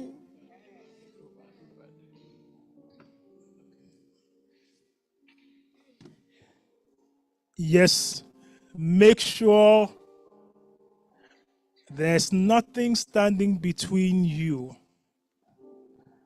and the Savior, so that you will experience His favor. He has favor in store for you, just packaged for you, with your name written on it. It's a personal delivery from you receiving it.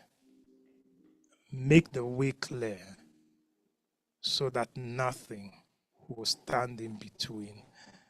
This time I'm going to ask each one to bow their heads and just pray a special prayer for yourself.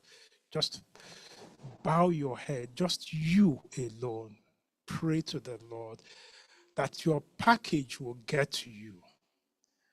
That favor, He has your name on it, that it will get to you.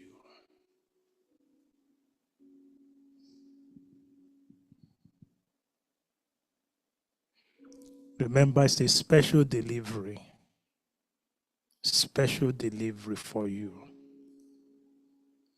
Nothing. For those online, pray that your package will get to you. Today, Jehovah has a package for you with your name written on it.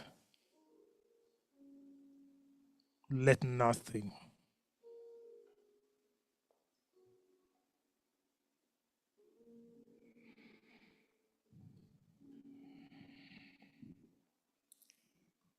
Father, we thank you because on that day, the woman with the issue of blood came and she received blessing.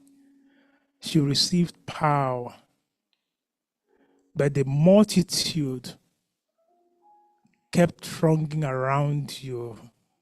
They received nothing. We want to be identified as individuals who have come to you. Power flowed to you, from you to the woman. She received healing. May that power flow to each and every one under the sound of my voice in Jesus' name. Thank you, that power was meant for that woman on that day. And she went home, she received that blessing, that power. We are going from power to be overcomers now. Power for healing and power in everything. So we thank you. So we begin to rejoice in what you have done and what you will continue to do and what you will do for us. And we thank you for what you've already done and for the much more ahead. Thank you. So we rejoice with every family here. We thank you for what you will do in their lives and what you have done already. Just as we rejoice with the Wamaras. And thank you for, yes, they have witnessed their first year of life. So we thank you. And to everyone, may that same blessing, may that same joy go home rejoicing, because Jehovah has sent that power, sent you that package, and you have received it in the name of the Father, in the name of the Son, and in the name of the Holy Spirit. And let everyone say, Amen.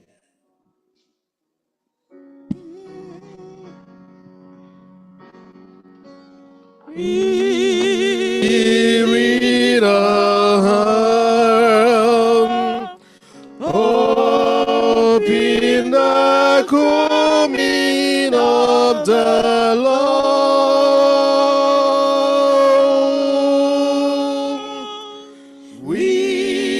of this felt down, Christ alone in palm, felt in the promise of His word. We believe the time is end when the nations far on end shall awake and shall have seen. Hallelujah, Christ is King.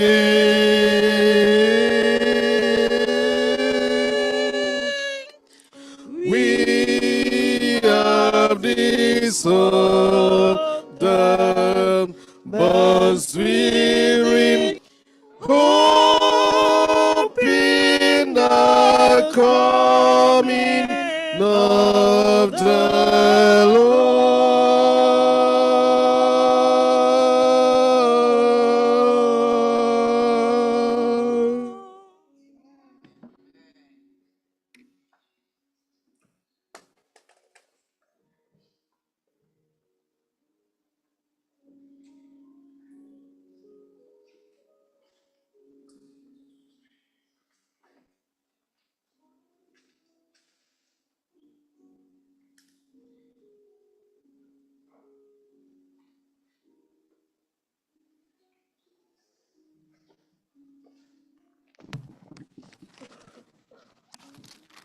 And the word of the Lord says,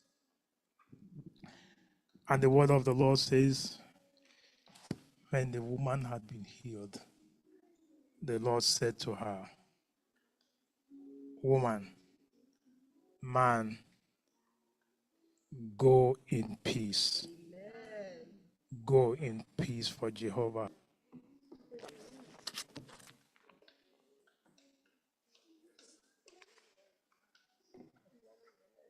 Let me quickly just request the board members to please kindly meet with me immediately.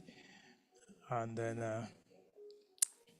please, if you have any special prayer that you want to have, I'll be in the office to meet with you one-on-one. But let me meet with the board quickly, and then we would have our prayer session there again. All right, thank you very much. The Lord continue to be